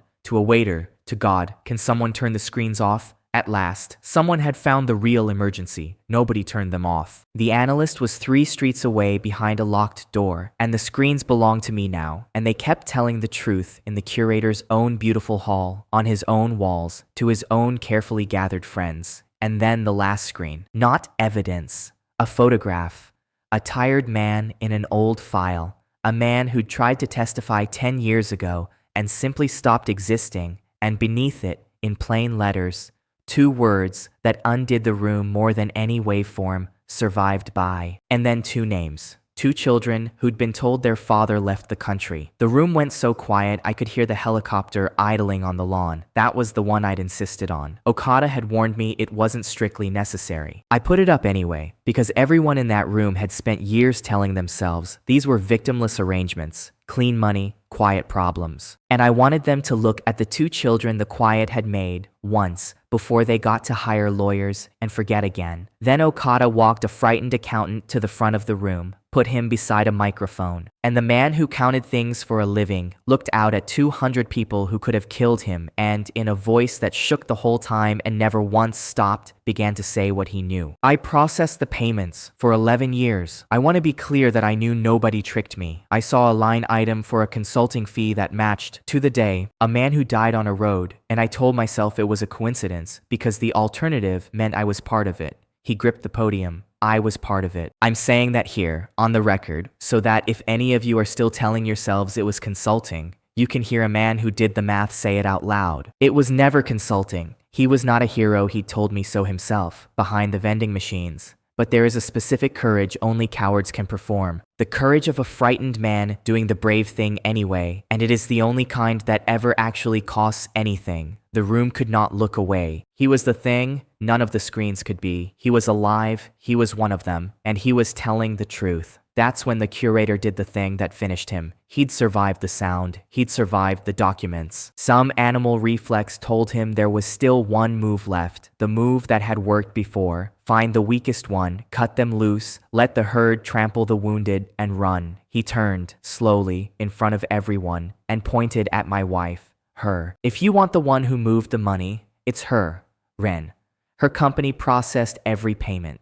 She wanted in, she came to us. Drowning, begging, and we saved her, and she's been our banker ever since. Whatever you think I did, she signed it. Look at your own screens. That's her signature. That's her symbol. She is the connection, not me. Her. He said it with the total confidence of a man reaching for a life raft, and I watched him climb into it and felt something close to pity. Because it wasn't a raft. He had mistaken a confession for a life raft, because every official in that room leaned in when he said she signed it. Everyone heard the shape of what he just admitted, that there was a structure, and payments, and a hierarchy, and that he sat at the top of it, deciding who was expendable. A man doesn't get to throw an underling to the wolves without first confirming, out loud, in front of the law, that he owns the wolves. Say that again, an official said quietly. The part about who she processed payments for. Say it slowly. The curator opened his mouth to repeat it, and I watched him feel the trap close the exact half second where a lifetime of instinct told him to keep talking and a colder instinct told him to stop. He was clever enough to know he'd erred. I watched the knowledge cross his face like a shadow over water. He was not clever enough in that moment to know how badly. Because men like him spend so long being the smartest person in every room that they can't feel the floor going until they're already through it. I misspoke. You didn't though, the official said, almost kindly. You said, she has been our banker. Our. That's a lovely little word. Who's our, sir? Because I count you in that word. I count you right at the front of it. The curator's smile finally, fully died. Not dimmed. Died a man who'd built his entire self on being untouchable, discovering, in public, at the worst possible moment, that he was just a person who'd said one word too many, in a room full of people writing it down. Ren had been silent this whole time. Silent through the sound, the documents, the road, the children on the screen. She'd stood by the white orchids, in her deep green dress with her hand at her throat and taken all of it, the way she'd taken everything for 5 years, absorbing, surviving. But there is a specific thing that happens when the person who trapped you decides to also blame you. Something in her that had been holding very still for a very long time finally let go. I begged you. It came out low. The whole room heard it. I begged you. She turned to face him, her voice climbing. And it was the first fully honest thing I'd heard her say in months. You came to me. You found my company 3 weeks from collapse. You sat in my office, and you offered me a rope, and you never once said the rope was a leash. You gave me the investment, the contracts, the introductions and the protection and the political calls, and you let me believe I'd earned my own life back. And then, the first time I wanted to say no, you opened a drawer and showed me what saying yes had cost me. Ren, the curator started. You blackmailed a drowning woman for 5 years and called it a partnership. Her hand was tearing at the clasp of the necklace now, at the little silver symbol, trying to get it off her own throat and failing because her fingers wouldn't work. You want to give them a connection? I'm the connection. Fine, but I'm the connection you built. I didn't wake up one morning and decide to launder blood money. You found me on the worst day of my life and spent 5 years making sure I could never leave. So don't you dare stand in front of these people and call me the reason. She's hysterical, the curator said to the officials, spreading his hands, reaching for the old spell one last time. You see what I've had to work with. This is exactly the instability You gave me the contracts, Ren said. Flat now. Deadly. Repeat that part if you're so calm. Tell them again how you saved me. Tell them where the money went after my company was done washing it. Tell them about the island. Tell them about the leaks you handled. You keep saying I signed things. Who put the pen in my hand? Say his name. Say your own name. Enough, the curator snapped, and for the first time his voice was not smooth at all, the raw, ugly thing that had always been under the polish. You stupid, sentimental woman. You think there's a version of tonight where you look good? There isn't. You took the money. You wore the mark. You smiled at every dinner. Whatever I am, I never once pretended to be anything else. You pretended for a living. Yes, Ren said, and it stopped him because it wasn't a defense, it was an agreement. Yes, I pretended for a living. I pretended I hadn't noticed what the money was. I pretended my husband was safe from you. I pretended, right up until an hour ago, that I could still fix it and keep him. Her voice cracked straight down the middle. You're right. There's no version of tonight where I look good. I stopped being able to look good the day I signed your rope and called it a rescue. But I am done letting you stand there and tell these people it was my idea. It was never my idea. It was my mistake. There's a difference, and it's the only thing I have left, and you don't get to take it. They had finally started telling the truth, and neither of them enjoyed the scheduling. I didn't say a word through any of it. This was the part I'd built the whole case to reach, and my entire job in it was to keep my mouth shut and let two people who'd spent years lying discover in public that they'd run out of anyone left to lie to except each other. Record all of it, was the only thing I said, quietly, to the officer at my side, and the analyst's machines caught every word of two monsters describing each other in perfect, mutually destructive detail. The circle didn't collapse because I gave a speech. That would have been cleaner, louder, and much less useful. It collapsed because the curator reached for a scapegoat, and the scapegoat turned out to have a mouth, and between them they said out loud, in front of the law, every single thing I'd spent 3 months trying to prove. And one thing I never could have. How it felt from the inside, the greed and the fear, the rescue and the cage, the willing hand and the loaded drawer, both true, both guilty, neither innocent. For 3 months, I'd been afraid of exactly this moment, the moment I'd have to stand up and make the case, make the room believe, fight the lawyers and the doubt and the money. Instead, the two people at the center did it for me, each one confirming the other's crimes trying to survive. The curator proved there was a top. Ren proved there was a bottom. Between them, they proved the whole ladder, and all I'd done was build a room where they had nowhere left to say it but the truth. By the time they were done, there was no single figure left to sacrifice to save the system, because the system had just, in a fit of panic, explained itself to 200 witnesses and a bank of screens. The officials moved in to separate them, one to the curator, one to Ren, gently turning them away from each other before the mutual destruction became a fistfight. Around the hall, quietly, now, the arrests went on. Name after name, the guests who'd applauded an hour ago filing out in a line, no longer the most powerful people in the country. Just people in handcuffs discovering that untouchable had always been a story they told each other and never once a fact. And Ren, finally, got the clasp open. The necklace came loose in her hand, the little silver symbol she'd worn like a crown for 5 years, and she stood there holding it, staring at it, this small bright thing that had bought her a company and sold her a life. Then she looked at me, across the ruined room, past the officials, past the curator, past all of it. She looked at her husband, and whatever performance was left in her fell away, and there was just Ren, holding a broken necklace, at the bottom of everything. The officer beside her had a hand on her arm now, not rough, just there, the gentle inevitability of the law. She wasn't looking at him, she was looking only at me, and the whole room had somehow become just the space between the two of us. Kaido, she said, please, just 1 minute, just you and me, before they take me. 1 minute. I looked at my wife, holding a broken necklace, asking me for a minute, and I thought about all the minutes. The one on the island she'd never told me about. The one at our dinner table where I'd handed her the truth and she'd handed it back. The 100 small minutes, each one a door she'd closed. And I found that I did, after everything, have 1 minute left in me, just not the kind she was hoping for. 1 minute, I said. They gave us a side room, a small one off the main hall, the kind of quiet space a building like that keeps for people who need to cry somewhere expensive. An official stood in the open doorway, close enough to keep it lawful, far enough to let it be human. My minute with a witness. Ren stood in the middle of the room in her deep green dress, the broken necklace still in her hand, and without the crowd and the screens and the curator, she just looked tired. Bone tired. The tired of a person who's held a mask up so long, her arms have forgotten any other position. I need you to understand, she said. Before they take me, I need you to understand how it happened. Because if you understand, then maybe I understand. All of it. That's the problem. You don't. You think I woke up one day and chose this? Her voice shook. The company was dying, Kaido. Everything my father built, everyone who worked for me, 3 weeks from nothing. And a man walked into my office with a rope, and I grabbed it. And by the time I understood, it was a leash. It was already around my neck.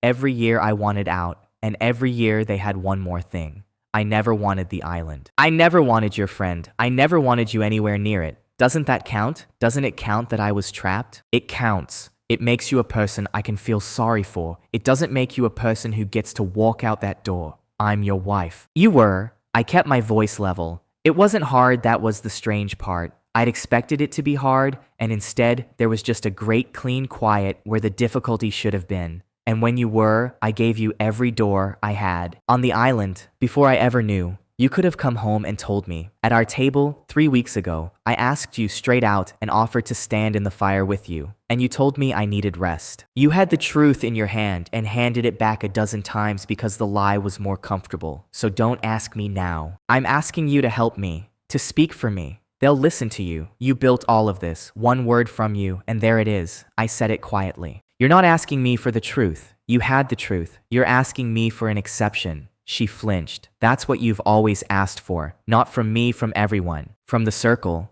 From the world. From the version of me you married. A special case. A rule that bends because it's you. I don't make exceptions anymore. The second I make one, for you, for anyone, the whole thing stops being justice and becomes just a stronger man deciding who gets to be above the rules. I watched people like that kill my friends. I'm not going to become a smaller version of them because I loved you. So that's it. Her eyes were streaming now, but her voice had gone flat, the CEO surfacing one last time to survive the unsurvivable, the evidence, and then nothing. Your friends get their revenge and I get a cell. It isn't revenge, I said, and I needed her to hear this one, so I said it slowly. Revenge would have been easy. Revenge would have been me, on the island, with a gun, 3 months ago. I built something instead, so it wouldn't be about how I felt. This was never me punishing you, Ren. This is just what happens now, to everyone, the same. You had a chance to tell the truth. You spent it. Now the evidence speaks for you, because you wouldn't. You knew, she said. It landed on her all at once, the last thing to arrive. How long? How long have you known and slept next to me and said nothing? Long enough to be sure, not long enough to stop hoping I was wrong. I let her see that much because it was true and because she'd earned one true thing. Every morning I made coffee for a woman I was building a case against and prayed the case would fall apart. It didn't. You made sure it didn't every time I gave you the chance. So yes, I knew. And I kept clasping your necklace right up until the night it became evidence because some part of me couldn't stop being your husband, even while the rest of me became the thing that would end you. That's what you cost me. Not the marriage. The 3 months I spent hoping, when I already knew. She had no answer for that. It was the one wound in the room that no confession or plea could dress. She looked down at the necklace in her hand, the crown that had been a shackle, and opened her fingers and let it fall onto the expensive carpet. Too late. Years too late. The gesture of a woman setting down a weight she should have refused to pick up on the worst day of her life. I did love you, she said. That was real. I know. I told you. It's the only part that ever made this hard. The official stepped in from the doorway, gentle, and put a hand on her arm. She didn't fight it. She'd run out of rooms to manage. At the door, she stopped and looked back at me, one last time, my wife or the woman who'd warned her, and there was no plan left in her face, no angle, no performance, just a person at the bottom of everything, seeing clearly. You were always so much more than they thought you were, she said. I wish I'd been more than they made me. Then they led her away, and I stood alone in a small, expensive room with a broken necklace on the floor, and I did not pick it up. Outside, the night had gone cold and clear. The helicopter was gone. The guests were gone, most of them into vans. The great gala had emptied out into paperwork and flashing lights. And the beautiful, untouchable room behind me was just a room now, the lights coming up harsh and ordinary over the abandoned glasses. I sat on the steps because my legs wanted me to. I'd won. I kept telling myself that, testing it, the way you press a bruise. Daisuke had his answer. Ruichi had his. A man with 2 children had his name on a screen instead of a lie in his kids' heads. The circle that had eaten people for a decade was in vans, all of it. No piece left to grow back. By every measure I'd built the case to satisfy, I had won completely. It did not feel like winning. It felt like the quiet after a house the morning after everyone leaves. I'd saved the memory of my friends and the lives of whoever would have been next. And I'd done it by taking apart my own home with my own hands. And both of those things were true at once, and neither one canceled the other. You look terrible. the analyst said. She sat down next to me on the cold steps, uninvited, which was the only way she ever did anything, and she was holding a cat carrier. You brought him, I said. My neighbor's a saint, but she's out of patience, and I figured after tonight, you shouldn't come home to an empty house. She set the carrier down between us. Inside, the cat sat in his loaf position, radiating the specific contempt of an animal who had been in a car and wished us all to know it. Also, I have news.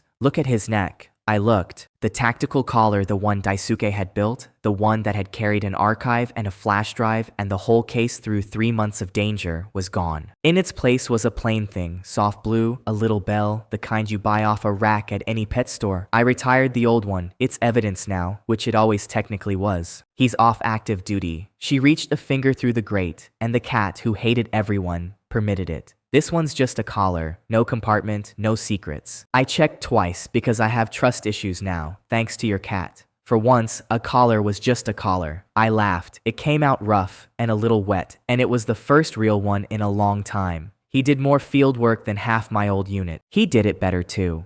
Never complained, never got flipped, never asked to be paid. She considered the cat. Terrible attitude though. Wouldn't survive the interview.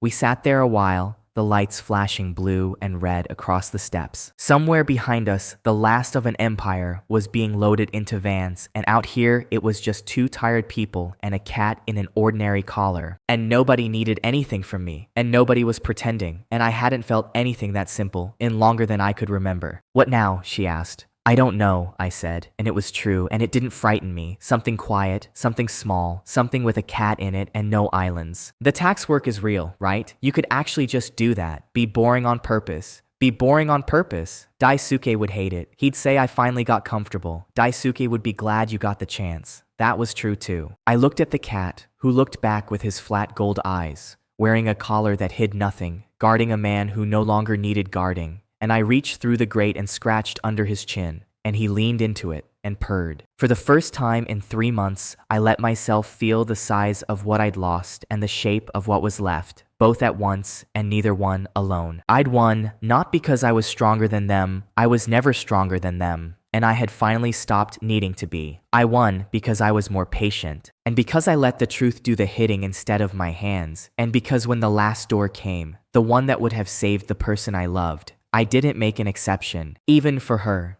even for me. It cost me everything I thought was safe. I'd do it again. I picked up the carrier, and the analyst stood, and we walked away from the flashing lights toward the ordinary dark. A tired man and a dry friend and a cat in a plain blue collar, and somewhere in there, small and quiet and real, I let myself smile. If this story leaves you with anything, let it be this. Power can make betrayal look reasonable, and fear can make silence feel safe. But the bill always arrives. Do not sell your name for a warmer room. Do not confuse access with love. And when truth hurts, respect it enough to let it finish its work. Tell me what you would have done in Kaido's place, and whether Ren deserved mercy or only consequence.